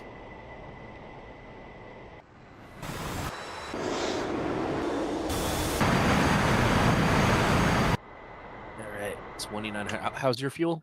I am 2 seconds, 3-3. Tanker seems to be sitting a couple of miles behind. Oh fuck, I can see these guys, I've got visual, mate. if you see that frame, though, just off to that frame, that frame is definitely 3D printed.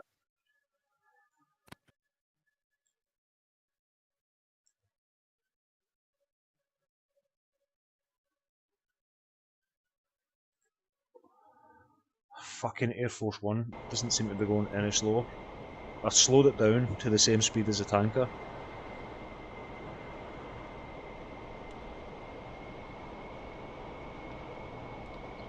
Suppose we can use the tanker and then catch up with Air Force One quick, eh? Friendlies, 11 o'clock, 13 miles.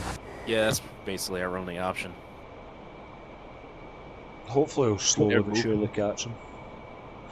Because Air Force One is actually, it's moving pretty fucking they're moving pretty fast. That's what I'm saying. I slowed Air Force One down to the same speed as a tanker, but that seems to be something that's a bit fucked with the mission editor. 546, he's moving it. Well, 546 ground speed, so because we're moving at 510, so you figure it's about 350 knots. One of the ones will fuel up max and just hit burner and get up beside him. Yeah, that's what we're gonna do, and hope we got enough to make it. Thing is, though, see, even if we get close to the end, we can still circle back because the tanker's following us all the way. No. There is a friendly, 12 o'clock, Yeah, 11 that's an miles. ugly fucking sound suppressor they got on this gun. Oh, that guy? No, I'm looking at this other one, but it's it looks like a fucking Nerf football, like it's oval shaped. But apparently it didn't take off too well because, yeah, this is from 2015. Apparently the suppressor sucks.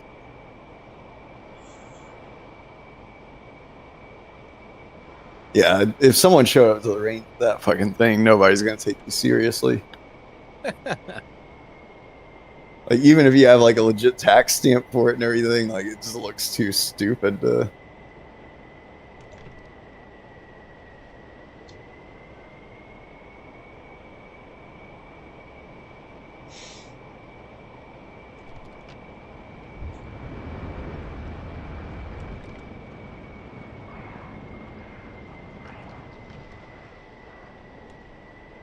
I can show you. Easier for you to be on the left or the right side? The left, I'd say. I just need to try and slow down. I'm going a bit quick here. Yep. You call first, because it pulls from the left first. Take the right.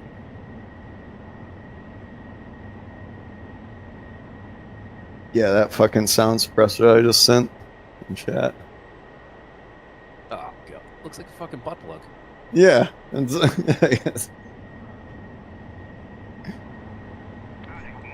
Apparently they made a few of them in 2015. Nobody bought any. Gee, I wonder why.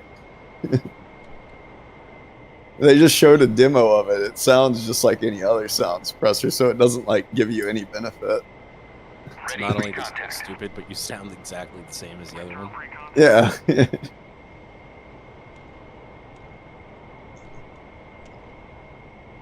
Right, I need to get my wings in manual here. What am I doing?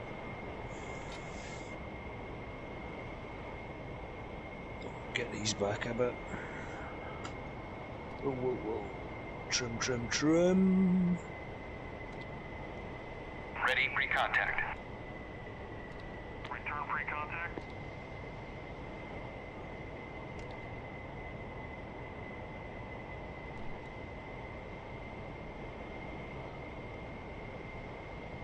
Ready, pre-contact. Return pre-contact. For fuck's sake.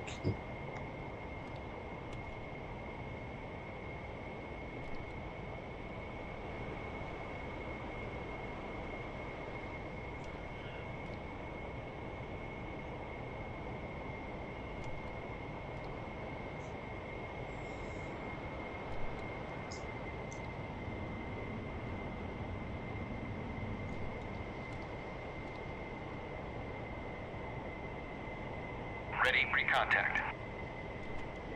Return pre-contact.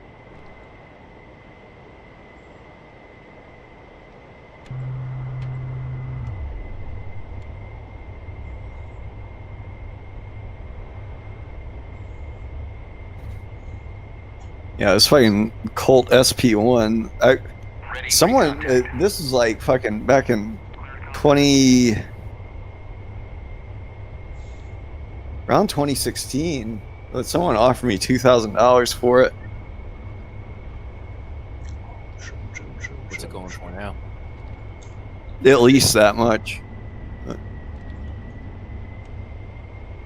Yeah, I don't want to part with it. I fucking love this gun, even though it's not really like tactical anymore. Like this is more of like a museum piece now. It was my first AR. the guy that wanted to buy it, it was oh man, I can't think of his name off the top of my head. He was he was working for Marty Weiss in his gun shop down in Salem, Oregon. But he was the medic in Restrepo in that documentary. Whoa. Fucking turbulence. Oh, no shit. Yeah. Yeah, cool guy and everything. Like, I feel bad, turning him down. Like, he was a really cool dude and everything. I was just, like, sorry, man, this is my first AR. Like, I love it. It's like your firstborn. Yeah.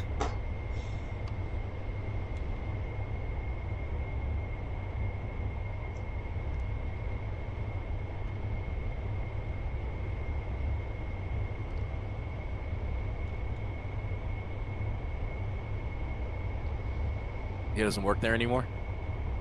Actually, I'm not sure. I haven't been back. I haven't been on the West Coast in a while. I don't really. I could ask Marty if he's still working there. What's going on with Major? He still has that thing he's doing? Yeah, he moved out to near Lubbock, Texas. I was doing firearm training there.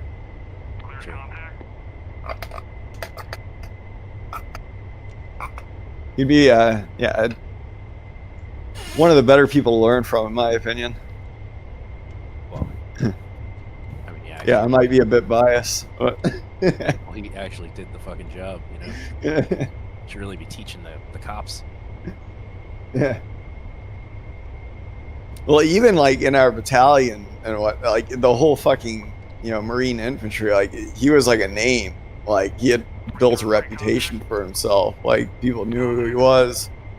Really, our platoon was kind of like an all-star platoon, but yeah, he definitely. And I mean, I talk about him a lot. He by all means he deserves it. But we had a lot of good operators in that platoon. Fucking, I know Thomas. I was thinking about him last night. Another really cool guy. He was a lot more modest, but he stayed in the shit. Like when they needed volunteers for another battalion to stay behind in Iraq, and he did that. Like granted, I kind of wanted to stay myself if we had stayed together as a platoon, but I didn't want to go to another unit, But he was just looking for the shit. But yeah. I heard though he stayed behind. They actually he made it out all right. But his unit that he went to, they took some pretty heavy casualties from what I was told. Oh sure. Yeah, like he lost a few guys in his new platoon. Apparently. Were they in like heavier shit than you guys were? They just weren't as fine. Well, I blame that one on turbulence. Yeah, I don't. Yeah, I'm not sure. It's like I said, half of surviving combat's just fucking luck, and like it's, maybe they were in just about as bad as shit or worse. But even if they're just, we might have just gotten really fucking lucky, which we did on our deployment. I can name multiple times where I just got fucking lucky myself, Yeah.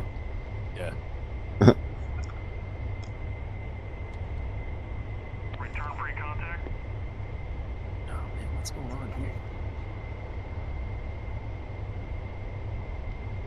Oh shit, that's my hoses pulling in. Yeah, we also had, Castaneda was in that platoon. He went out to First Force Recon, which is like the dev group for the Marine Corps. And Avalos and Espinoza, they were both really big guys. Bomba, even though Bomba, we kind of had to babysit him outside the wire. He had a reputation at least. So he was actually like in the shit, Bomba? Yeah, he had done multiple deployments and stuff, but every now and then he just takes the airplane to the chest. Maybe that's why he's still around. He's hard to kill. I guess so. Weiss was really like, granted, they're all really my close friends, so maybe I'm being a bit biased, but yeah, like Weiss, he saved our ass like that with his fucking grenade launcher that night. I think I told you, where it was me, Castaneda, Major, who else was out there? Tobias, I think. Yeah, Tobias was with us that night. Tobias, another good, yeah. Like, I mean, yeah, like I said, like the whole fucking platoon was filled with all-stars. Minna getting shot in the face, like taking a ricochet, you know, keeping on fighting. Like Gutierrez, man, all those guys. Damn. Yeah, I wish I could go back to taking fuel. Do one more raid with them.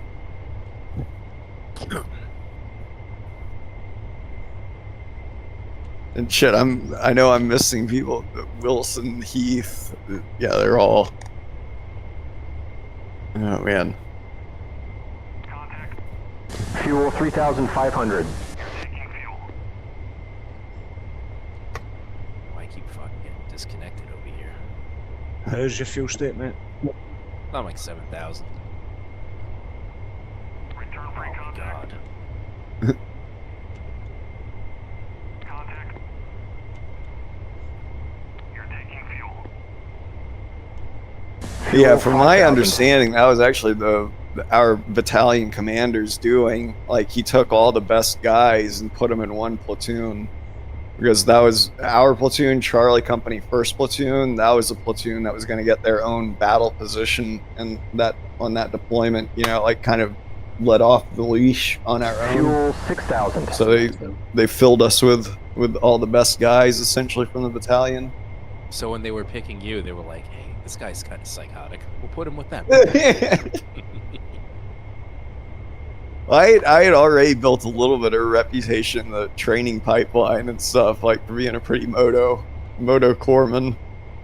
Not to say, although I was amongst other giant, like, yeah, freaking Hearthcock.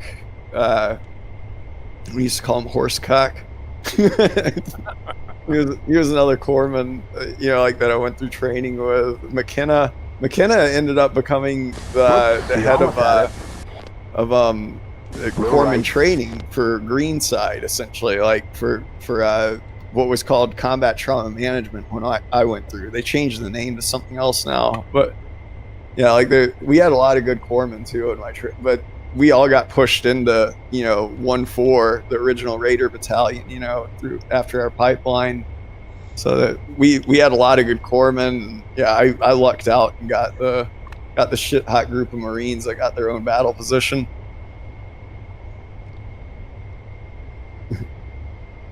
It was kind of a pain though. You're the only corpsman in the platoon. Like, they started me with, you know, they originally assigned Doc Saunders to my platoon too, and I think I told you he had a little bit of a falling out with Bomba. but yeah, once you're the only corpsman in the platoon, you got to do every patrol. Every time there's anything active going on, there's the corpsman's there. Go left. What the hell did they disagree over?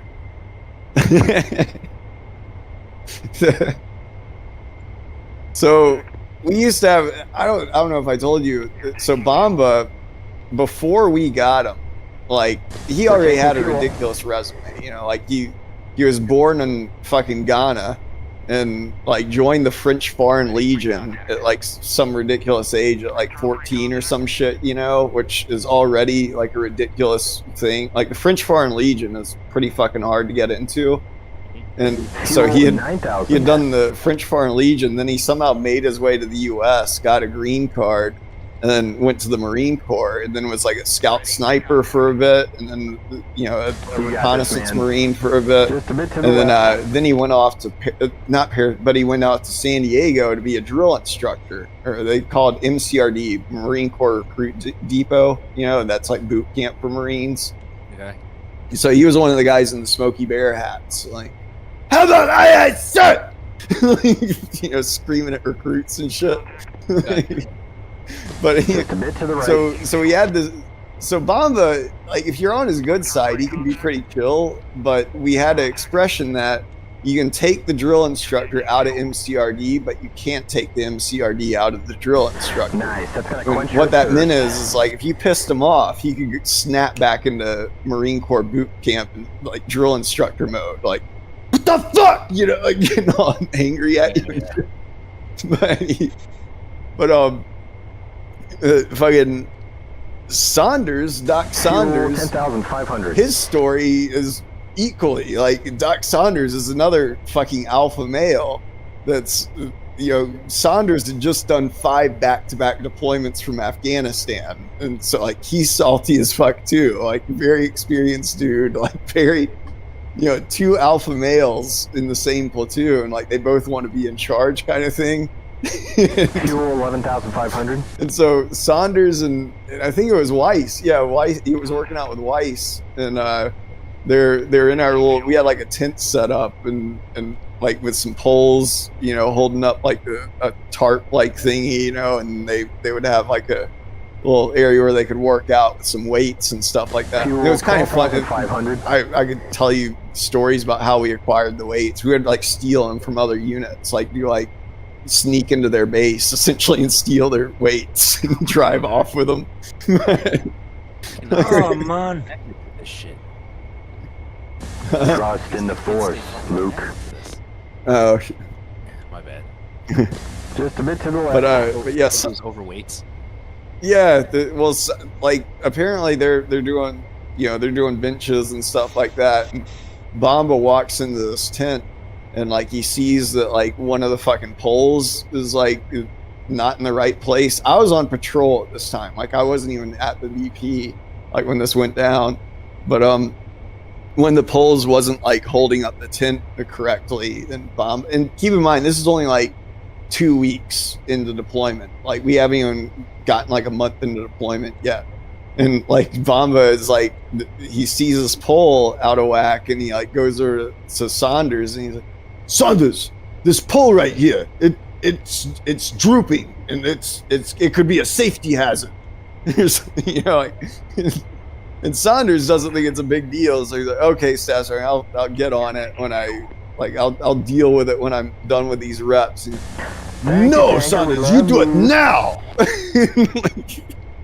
And so Saunders, like, he doesn't take like orders like that very well. Like you might think like military guys can always take orders, but once you like put a guy in Afghanistan with 5 back-to-back tours, like they don't take like shit that well anymore, you know. Like, so Saunders apparently like stood up and he was like, the fuck out of my face, Staff Sergeant. And like, and Staff Sergeant was like, you know, he equally, the fuck did you say to me, Saunders? And Saunders, like, he picks up his rifle. This is what I like. Marty told me this, or Weiss told me this, you know.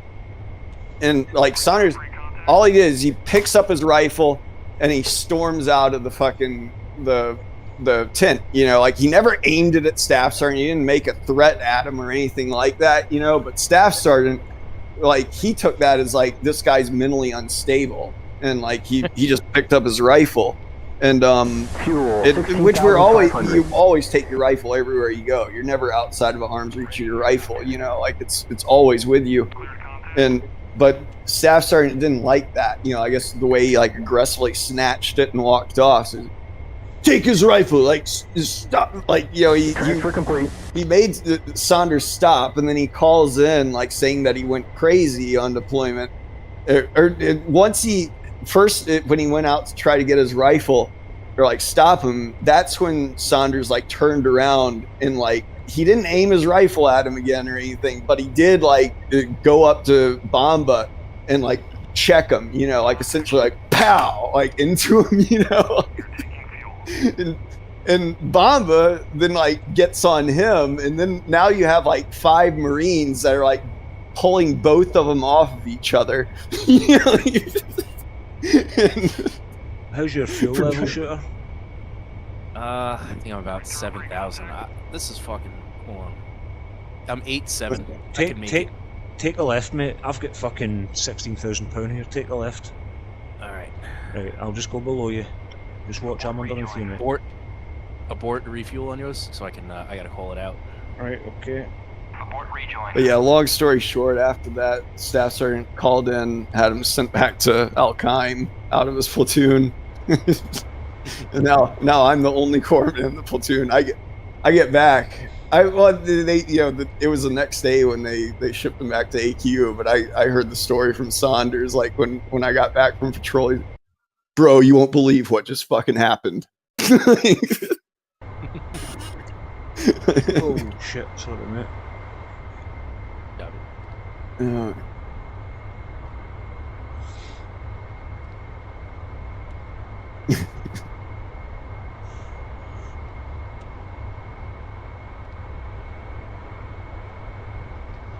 Yeah, I miss Saunders. Saunders is awesome too. 16,700 I've got, mate, so I'm just going to sit off. I've got plenty. Springfield 1. Request Right. rejoin. I'll just sit off and wait for you to get some. If you want, just get altitude, get the 35,000. That way you save fuel, and I'll and circle, and then I'll come meet up with you. Sure. I'm already at 35,000. Got it. Oh, that's right. Yeah, there you go. I forgot we were that high up. All we really need to do is jump into Burner and try and catch these fuckers in front of us. Well.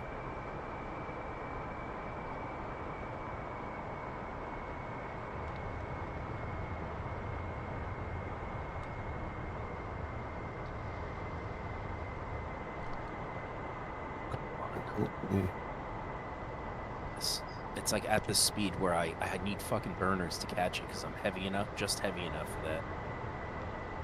Just fucking catch. Here we go, ram it. There we go. You're taking fuel. Arco 1-1 in field 1. Request rejoin. In field 1, Arco. There we go. That's Doc Saunders on the left. Refueling. No worries. Yeah,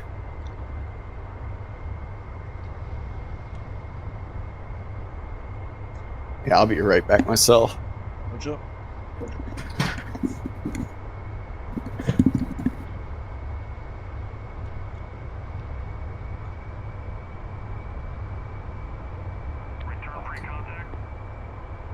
I gotta stay like on the outside, or I hit that like wave fucking. Doesn't help that you need to sit in Burner while you're doing that shit. You're basically fucking burning as much as you're taking. I know. I gotta like keep popping into burners to keep up.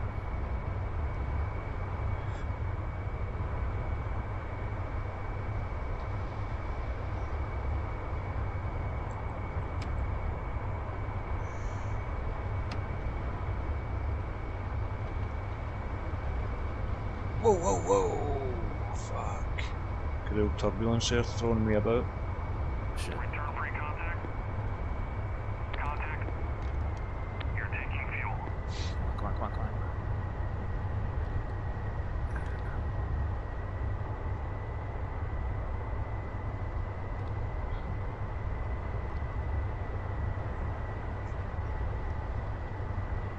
Ready, pre-contact. Return free contact. Right, let's see. Return free contact. Air Force One is 50 miles ahead of us, mate. You're taking fuel. Alright, we're gonna have to burn it out there.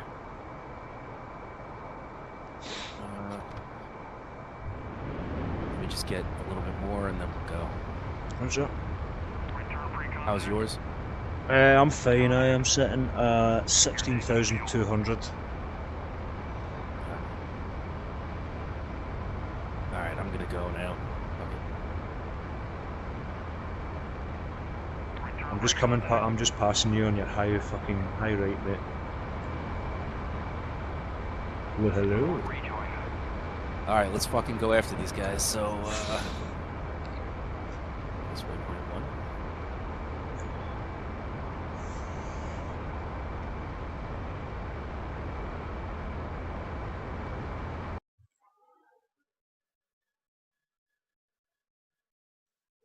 50-mile fucking lead on us is quite a lot, to be fair. I don't know why they didn't slow down. Alright, so we have like a 130 heading. 130.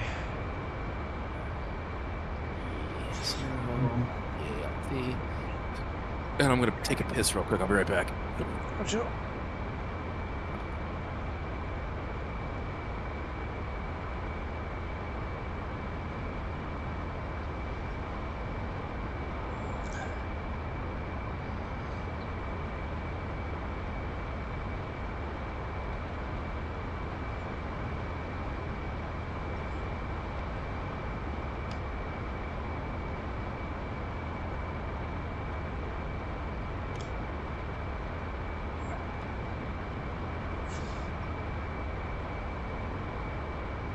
No, sir.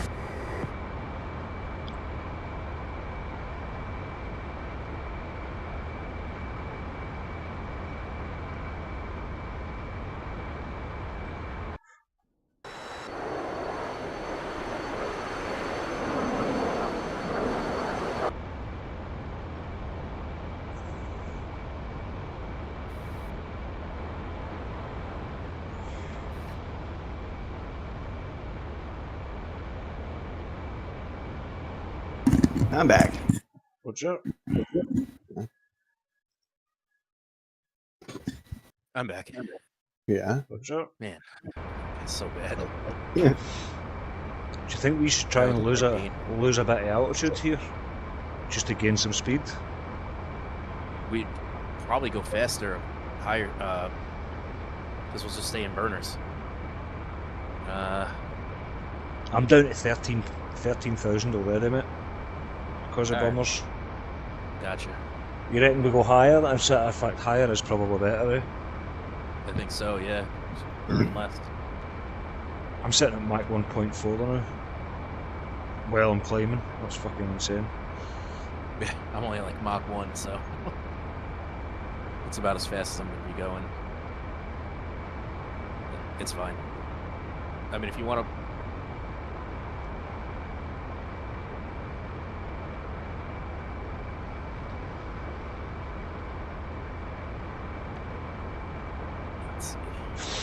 I'm into mill power now, mate. Yeah, you should be fine in mill power. As long as you stay around like Mach 1, you'll be catching up to them. I've just gained 8 miles on them. Nice.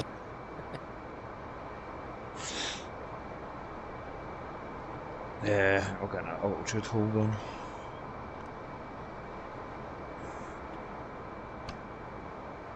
I'm fully expecting these Tomcats to be fucking kicking about, to be honest. I'm surprised I don't see shit yet.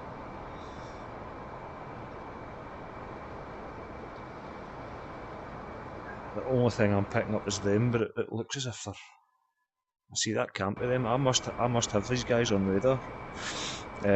So hold on. No can do, sir. 120 for about 40 miles, mate. You picking up anything? I don't have my radar on. Let's see what I got. I got those guys. We're probably about 20 miles away. And then I got something about 80-something miles out. I don't know if that's legit or if it's a fucking... Seagull or something? Yeah. They put the fucking, what do you call it? The radar signatures, the ghost signatures in. Mm-hmm. So, but as far as Air Force, about you're 9 miles ahead of me, so you're probably about 5-6 miles away from them. I am about 15. See, Air Force One for me on the map showing 36 miles ahead. Really? Yes. No, I don't think. Yeah, maybe. I mean, I'm showing on my. Unless that's you. Maybe that's you. I think it might be. It could be the Tomcats, mate. But it was showing me. It was shown on my radar as friendly. Yeah, it might be you. But there was some coming towards me, whereas they're all facing away. I'm going to do a 100-mile search at 10,000 feet. So they're like, yeah, you're right. No, they're about 70 miles away from us, or 50, 60 miles from you.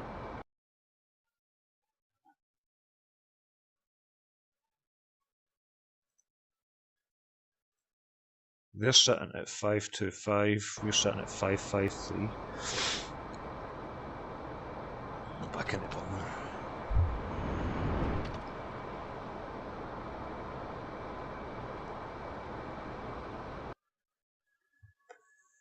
The 14s have took off the Kish this time, so... Gotcha.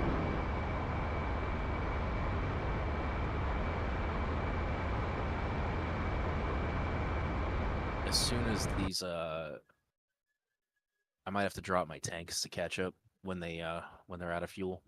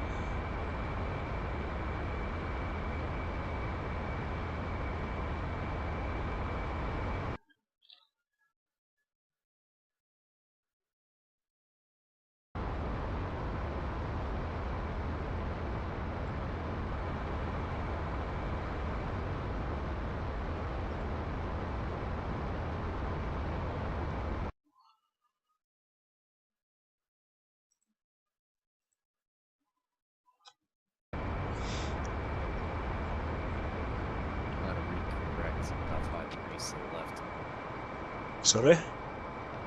No, I'm just correcting myself about 5 degrees to the left.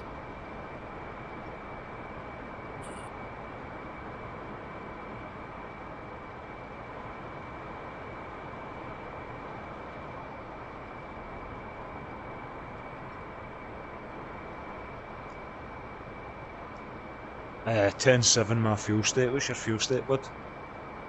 11-3. 11-3.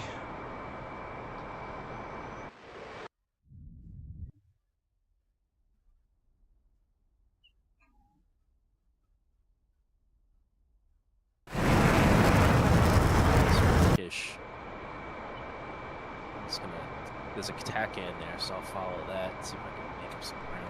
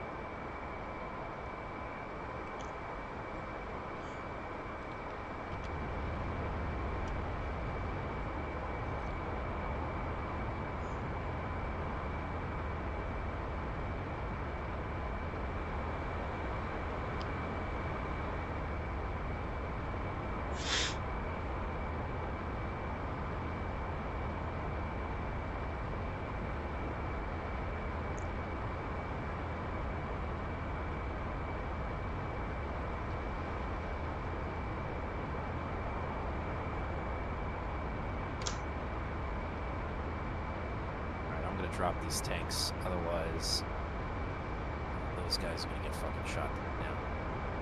Sure.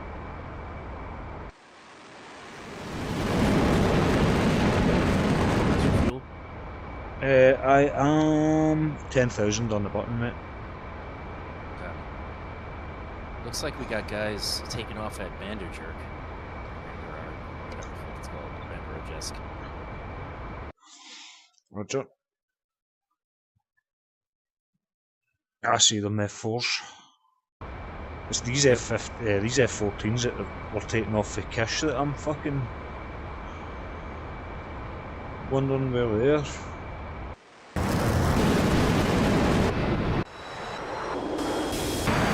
But I specifically put them so they were hidden on the map, so we couldn't see them, you know.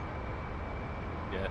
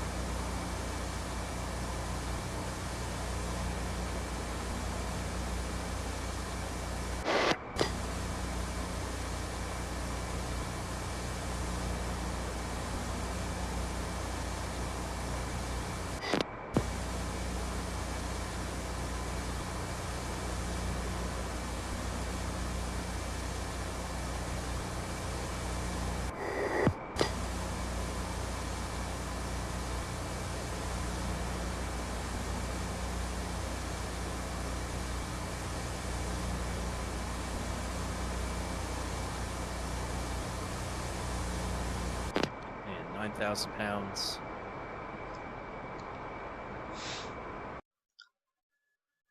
And we're like 300 miles away from the ship, so... We've got a tanker behind us as well if it really comes to it. I'm just hoping we can fucking get a clean shot on these F4s.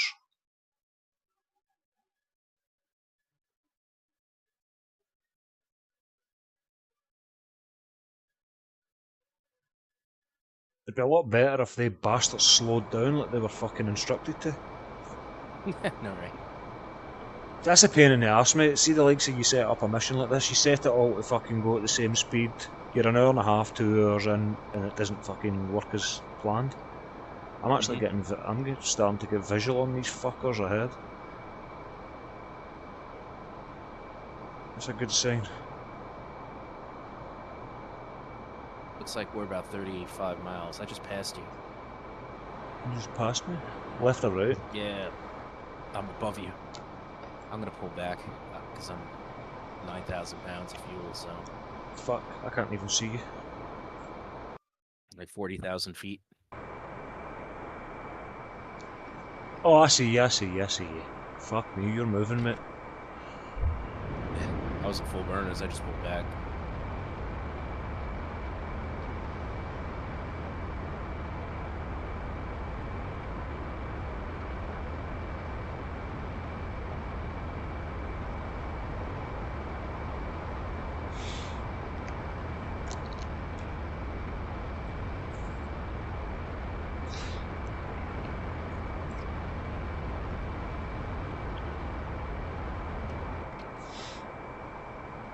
Miles.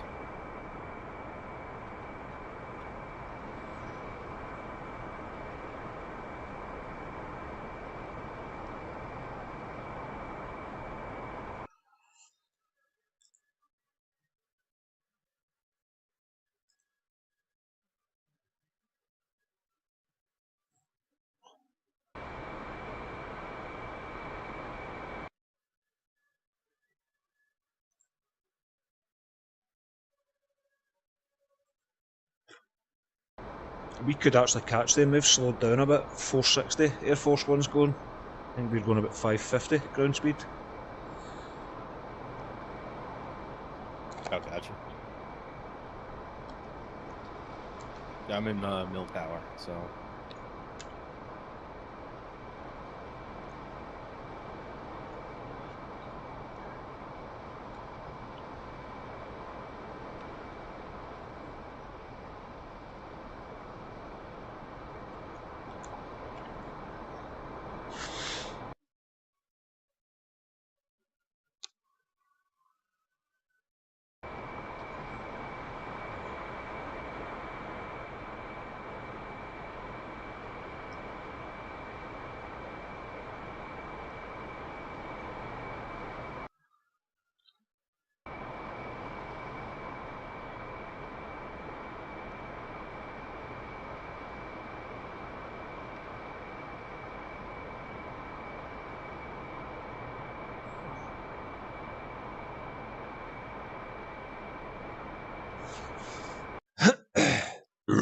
Pardon me.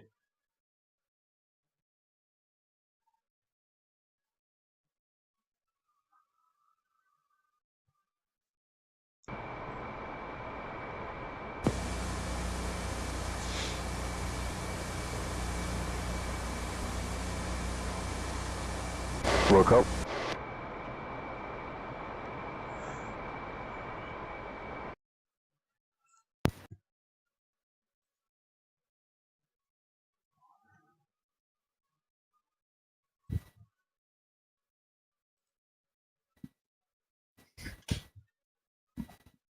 We're definitely closing on them slowly but surely, mate. By the time the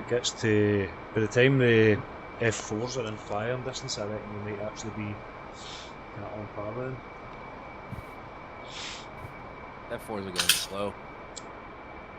And they're low. 2,000 feet. Try to sneak up the bastards.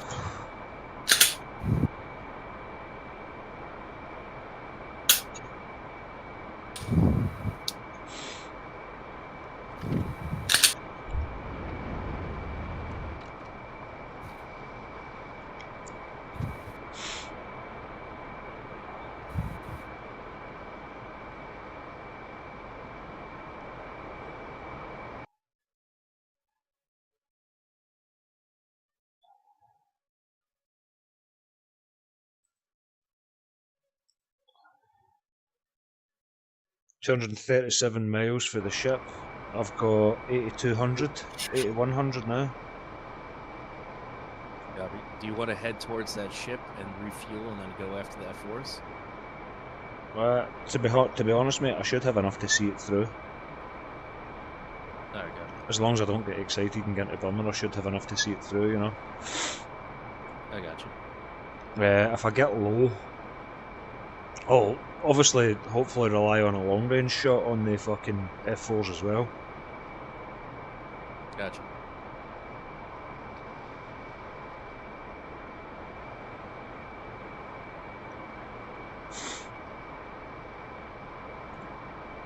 But if need be, I can turn back at tankers behind us.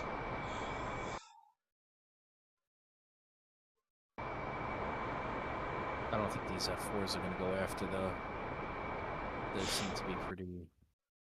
They're like... They're slow and low.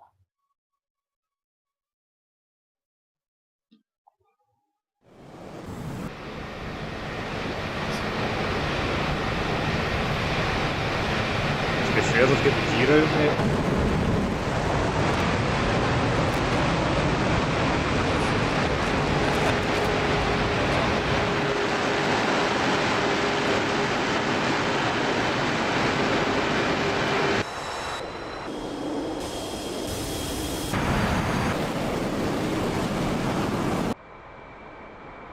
Man, yeah, that Monstrum company, like man, some of their like rifle scopes, other rifle scopes are like, this one's like $200 and it's fucking 8 through 32 power.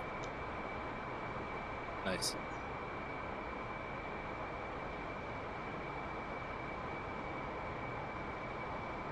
A 32 power optic, goddamn. I kind of want to put that on the Mach 12, but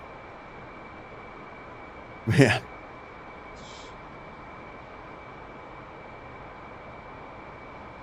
That would be you could like zoom in on someone's freckles.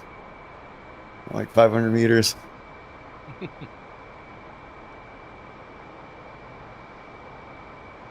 Shoot them on the freckles.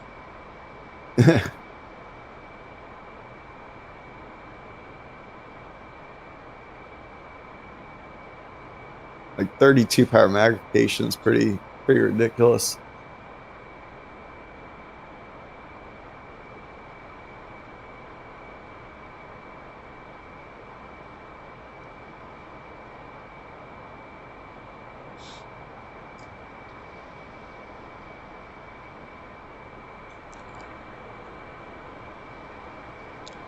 Let's get a look and see what these F4s are doing.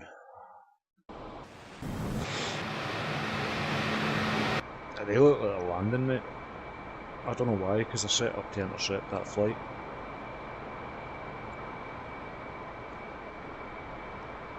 I don't know. Ah, for fuck's Maybe sake. they don't. Maybe they didn't have enough fuel. Maybe.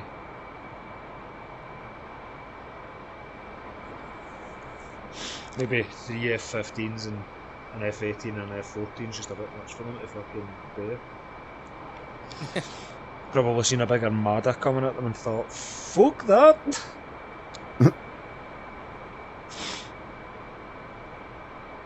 Fruit that.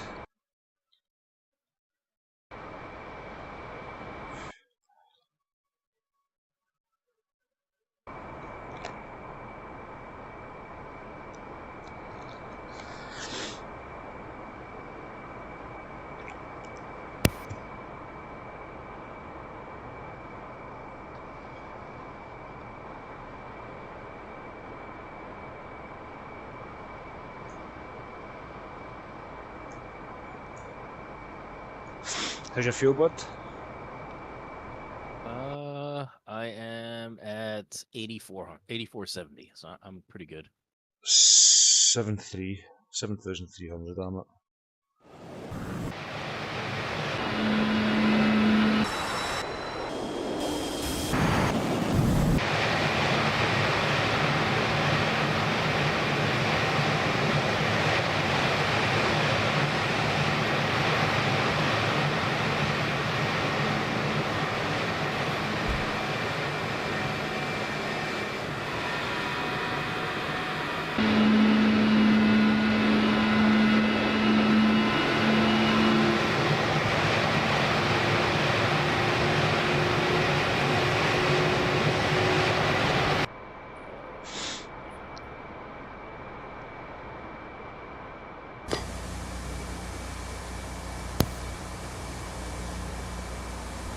Roger, okay.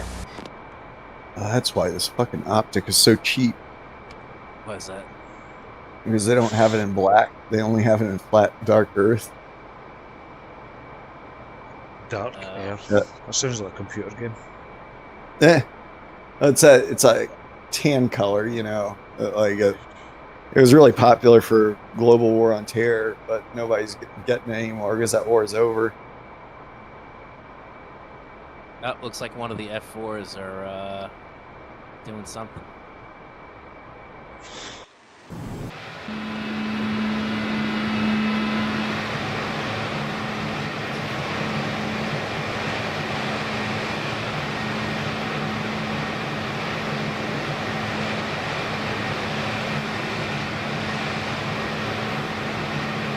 He's lining up to land.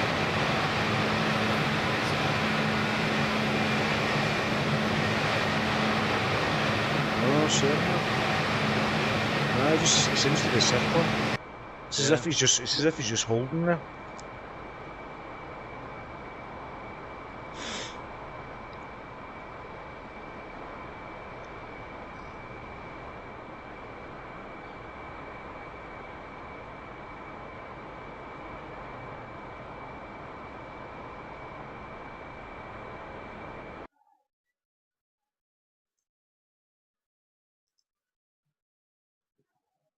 Hey, 19 miles ahead.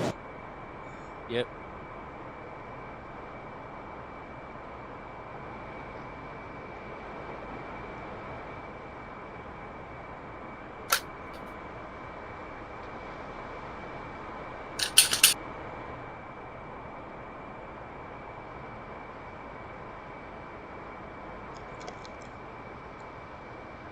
fucking DCS. Why do they change shit? Why do they fucking do this? They do it all the time, mate. You get used to how something works and then they change it when it works perfectly fine.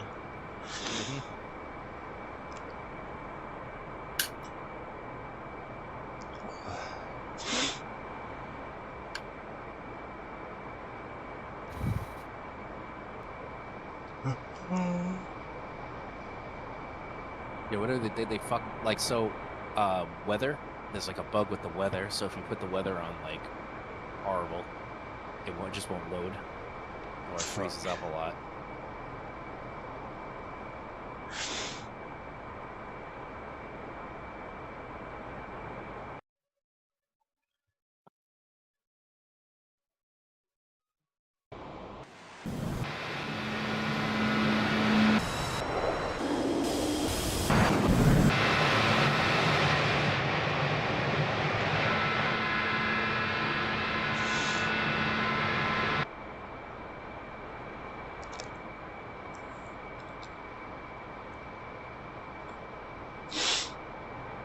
So do you know what the F4's doing? There's no taxiways at the runway, and the other one's taxiing down the fucking runway to get back to the parking area. That's why he's not landing.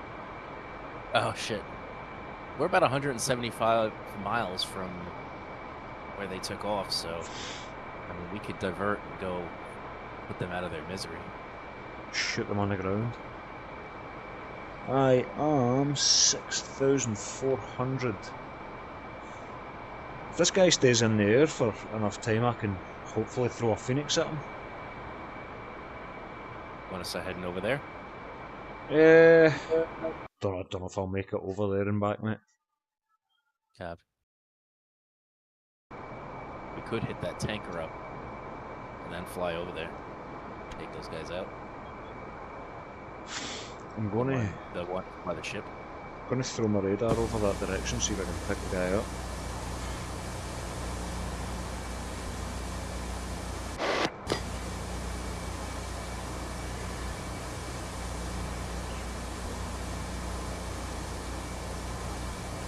Roger.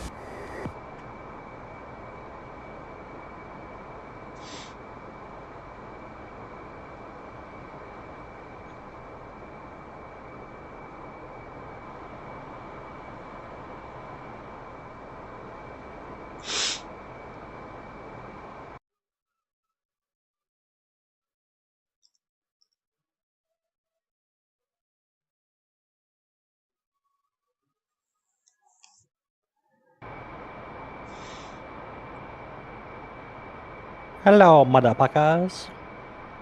Oh, hello. What up? You play 4.0 preview yet, Doc? Nah. Bro. I messed around a little bit with the other one, just flying the Polaris around. But Dude, going through the fucking jump point? are they actually gonna finally have like freaking pyro in or anything? Yeah, you can fly around in fucking pyro right fucking now. Oh shit. Yo, you know the guy from Die Hard 2, the black guy? He was like the chief engineer. Dulles? Yeah. Like the he control died. tower. Oh shit. Yeah. Yeah, that guy. Damn. You always seem to be very clued up on celebrity death shooter. I don't. Shows up on my feed. I honestly care Was less. he, oh shit! It sucks. says he was shot down in an aircraft accident in the USS Gettysburg. We're Joker fuel. The regulators say they have a plan for a new, more effective anti-Trump resistance in 2025. Right. Stupidity knows no bounds.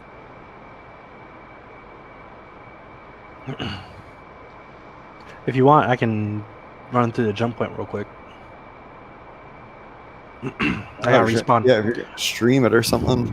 Yeah, I'll stream it here in a second. Let me throw away my trash from my dinner, and I will start doing that.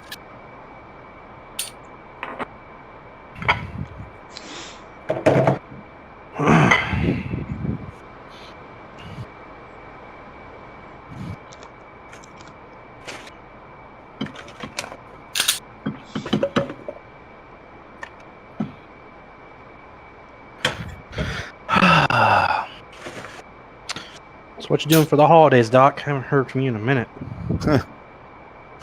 Just staying here and going to Atlanta next weekend. Dry racking fucking pistols, I hear in the background. Yeah, dry firing this little Glock 42. Always trying to get more accurate with it. How long till you get offline? Oh, offline or like how long till you get off tonight? Oh shit, probably like another. I don't know. I was probably gonna hang out till their mission was done, maybe like another hour or so. All right, give me like 20 minutes and then I'll hop on and show you the joint point. Roger. Copy. I'll be back. Yeah.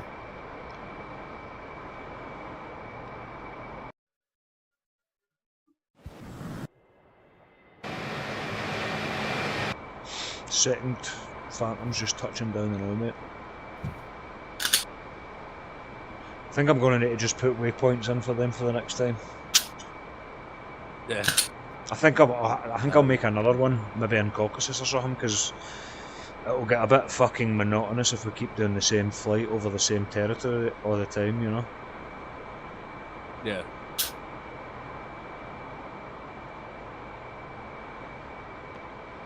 You know what we could do is if you have Air Force One flying up, like behind the ship, we'll just catch it. You know, we'll wait for him and catch up, and then escort him. And then if the planes kind of intercept us at Kish or whatever, then we can fight. You know. Aye. So instead of having to fly to meet up with them, maybe that'll help out a little bit because it's such a fuel-starved situation.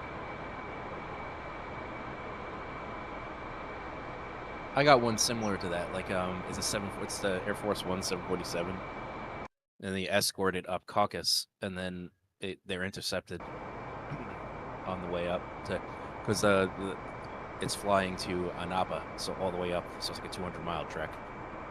We'll try that one next time then, eh? Yeah. I'm off tomorrow, so I'll be around. Cool, mate. I gotta burn some time, so.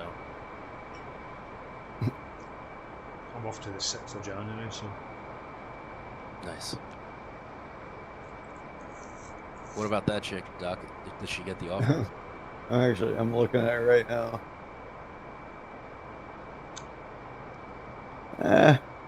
Good old she's definitely smashable. I just don't know if she's got glass smashable. She's we're seeing if she's eligible for the offer to have her sit on my face. Yeah. Some of the pictures, it looks like she has a really big forehead, though. Sorry, mate, you can't see your forehead when she's sitting on your face. Yeah, what about this war?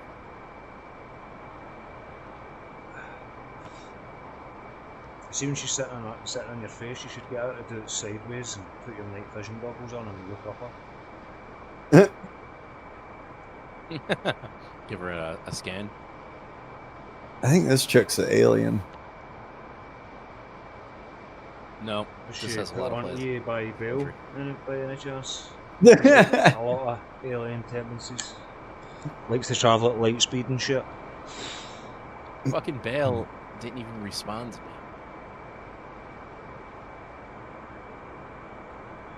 What a dumbass. He probably got grounded. He's probably getting anally probed by his alien friends. He talked back to his parents, he got grounded. He does. Remember, he got grounded that one time, like for like a few days or weeks or something. That's probably fucking him getting grounded is probably heaven for him. He's a fucking hermit. He doesn't leave the house. I think I'll just get myself his dad will take away computer or something like that. Fuck, He's like in his 20s, but you know, obviously he. Aye. There's obviously reasons. Yeah. Poor soul. I'm showing 87 miles from this ship. Roger. Man, that's another fucking nearly 3-hour flight. Probably about 3.5 by the time we finish. Oh yeah.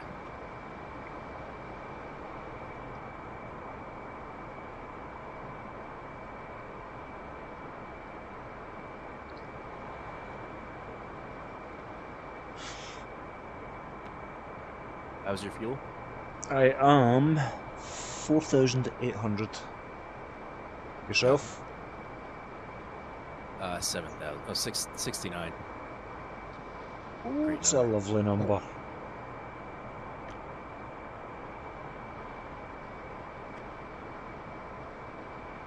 I was on full burners at this point. I'm fucking get back to the ship.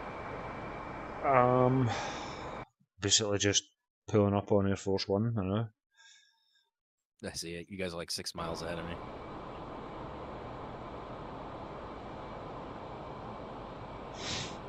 Itchy trigger finger and a couple of Air Force guys in front of me. Doc. Hey, what's up? I'm saying I've got an itchy trigger finger and there's a couple of Air Force guys sitting right in front of me. Feeling like the USS Yorktown. Or the USS Gettysburg, excuse me. USS Get the Cunt. Yeah. You heard about that, right? Last night or yesterday, apparently. You know, I woke up this morning and it was like one of the first things I seen on my phone, and I thought, fuck. Sounds like me on FSX friendly fire. Oh man, usually getting fired. Usually unfriendly fire. It's a bit of a bastard, but when you 1 minute you're sitting nice and warm in a fucking airbase, and the next thing you know you're getting fished out the sea because somebody's a dick. Ending the day like a fucking seal. Navy SEAL? Hunted seal.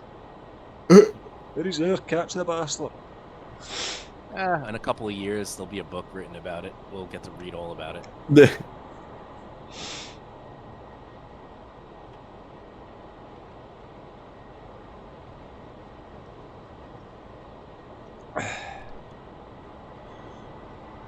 They thought it was an Iranian F-14.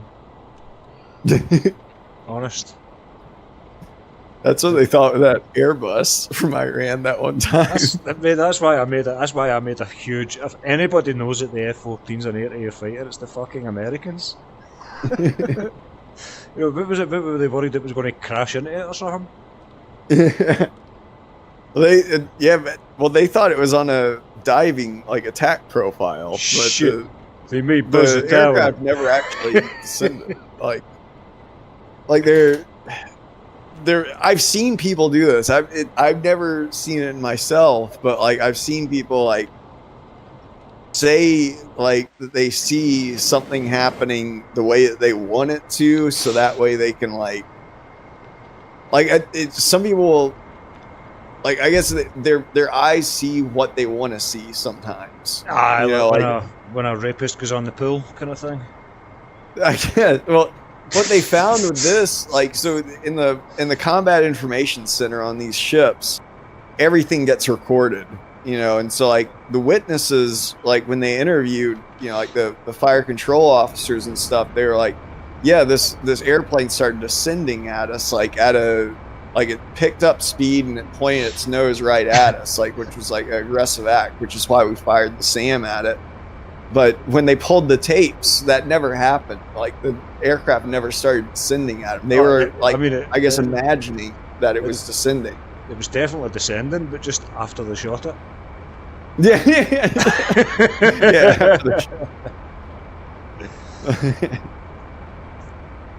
No, that's. But it reminds me of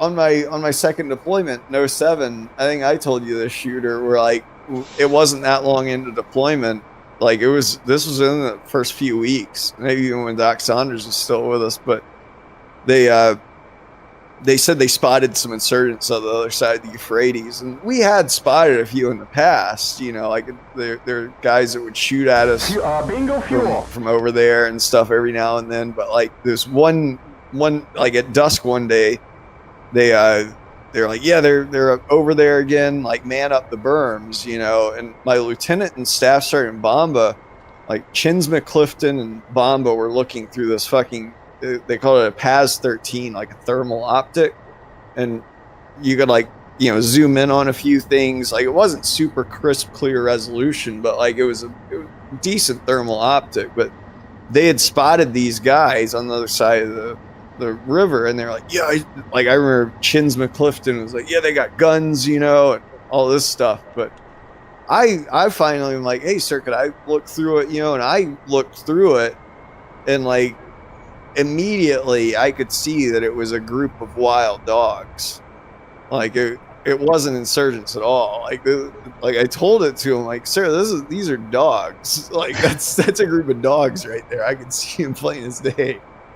Like, yeah, he denied it at first, and like but more people started looking through, and like it's almost like they sometimes people are so amped up, they see what their brain like is telling what would the worst case scenario could be, you know, and they like side with that, I guess, if that makes sense.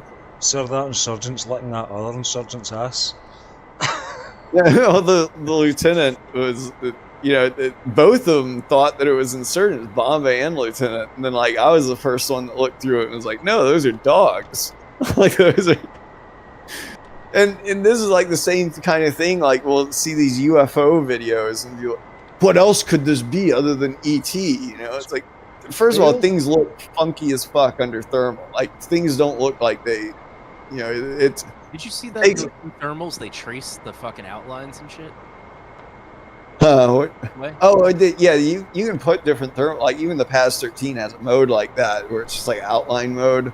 But it has a lot of different modes similar to that. Like you can have like chromatic modes, like where it's it's not always just black hot or white hot. Like those are like the two basic modes. But yeah, you can put them in funky modes like that too. I will say though, thermal isn't all it's cracked up to be once the temperature gets above around 90 or 100 degrees. If you have it on like the outline mode, everything's gonna be outlined. Like, going 24 miles from the ship, should we break off? Roger, I'll follow your lead, mate. I'm right fucking up your ass, just about. Got it. I'm gonna go up and left. Oh, I better get these wings out. There.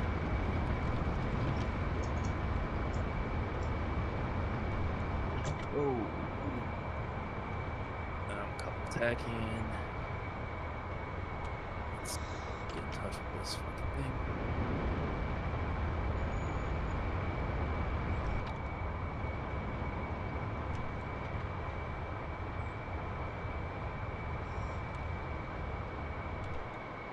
I think I told you about that time we almost engaged our shadows too.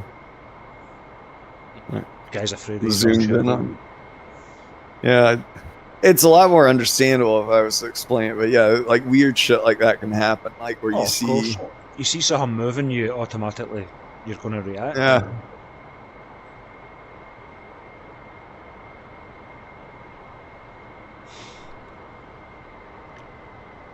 This one wasn't as obvious as a lot of people. Like it was a hill behind us, and then our shadow was being cast on that several hundred meters away. But it didn't look like a shadow. It looked like another hill. Like you couldn't see where the actual hill blended with the sky. So it looked like our shadow was the other hill, and it looked like people were like cresting it with guns. I'm gonna start my descent. Sure. I'm just following you on. I got visual left over there. I'm totally trusting you because I'm right behind you and I'm just following you. Fair enough. Might as well get the hook down while I remember. Be right back.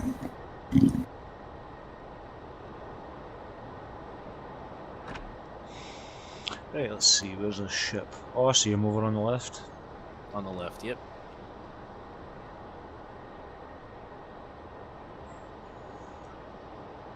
What's Jill been up to?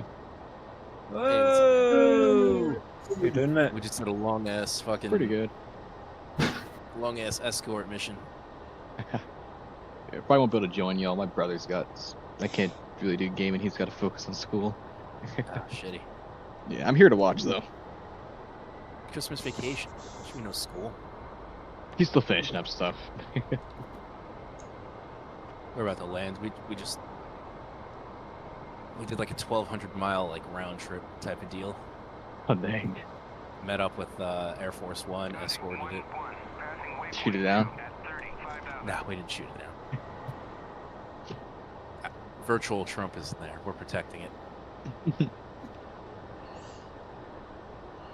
Get the Virtual Trump is alive and well to offend more people from many countries.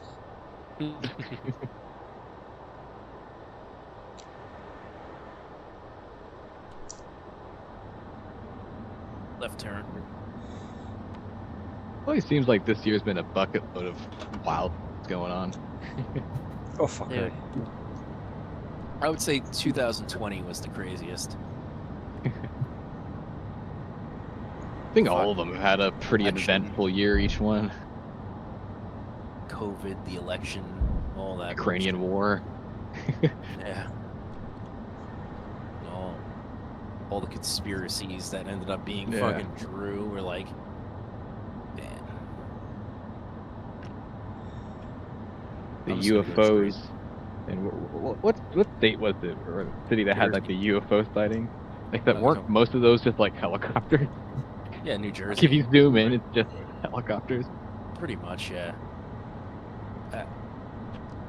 I told Doc, like, we should all get fucking drones and form the 115. Like, virtual drone squadron.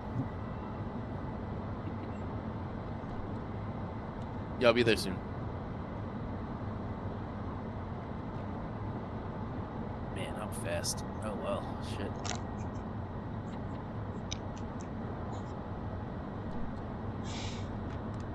Yeah, I gotta go around.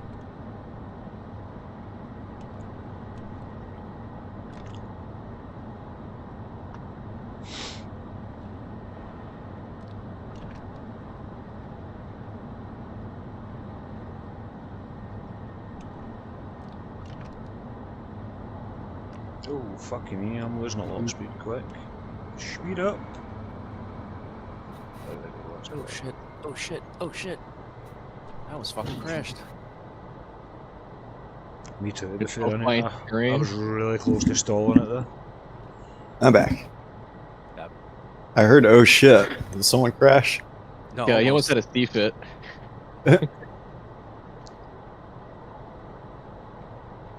Queen Latifah.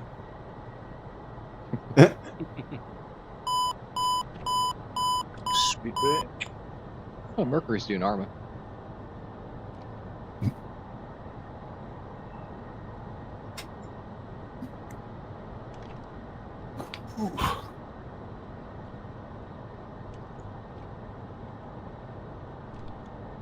I'm about 1.5 miles behind you. Oh, Bolton bastard, how the fuck did that not catch? Whoopsies, Bolter. Sight of it. Occupied? It's not occupied, you fucking idiot.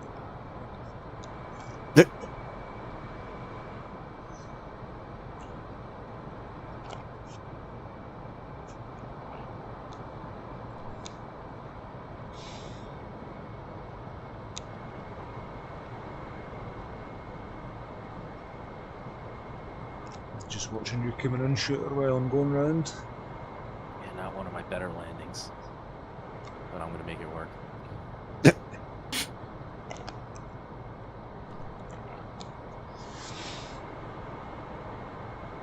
Alright, I'm down. Nice. You know, we gotta switch the fucking ship in this. Because this thing keeps breaking. The launch pad is still up again. You got a clear deck. You got a green deck. What's up?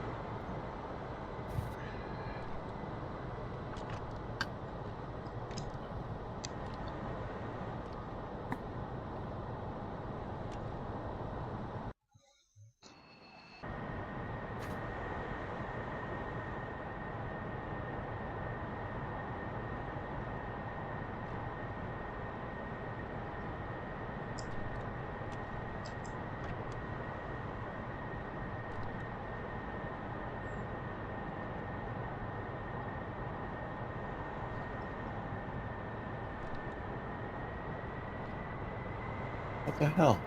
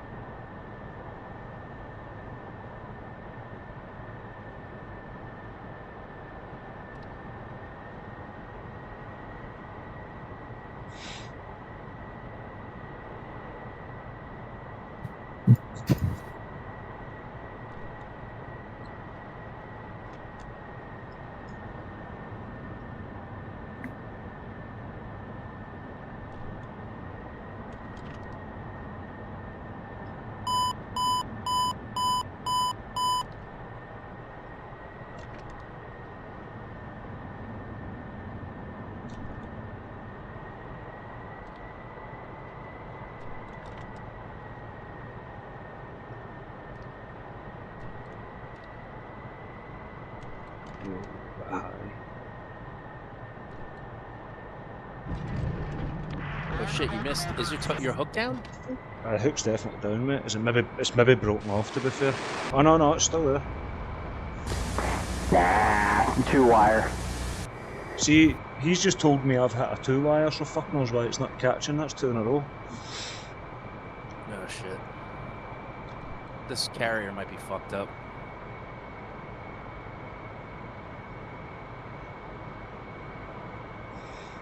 Try it again, mate. Still got £2,400 of fuel, so.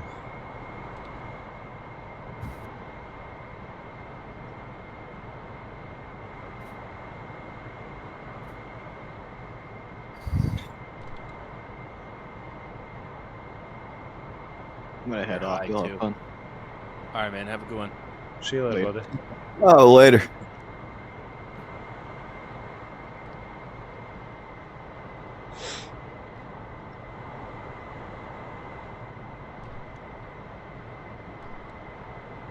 You're definitely really high. Maybe come down like 500 feet.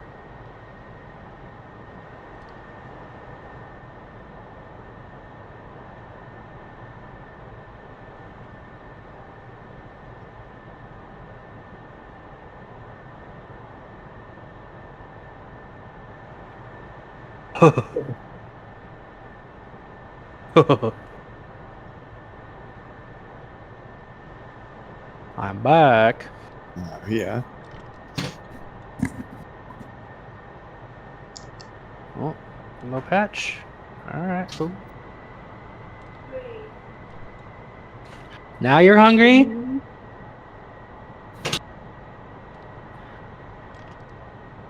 Oh, what was that? Talking to my girlfriend. Oh. I already ate dinner and I was like, I'm hungry. It's like,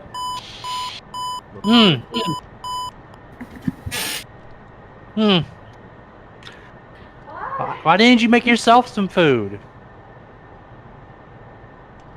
I want to eat. Oh my. Okay.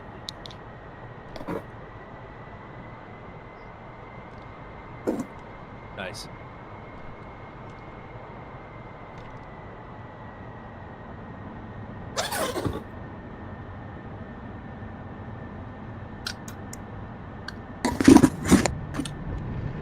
Oh shit.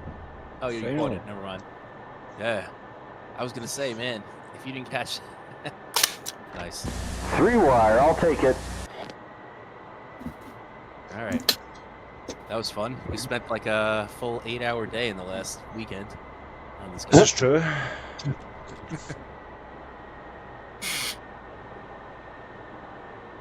But anyway, all right, man. All right, guys. I gotta get going. Yeah, thanks for that entertainment. Good talking to you, man. Hey, stop playing with that fucking moisture trap, you fucking clown. It's a real deal. Oh, yeah, are you a real boy now? Yeah. All right, take care, guys. Later, man. Yeah, later, man. See you later, mate. Uh-oh, it crashed. Sick. Yeah, fucking Star Citizen noise. It's a little Oh, poopy at the moment. I'll give it that. It's my Mach 12 I've built.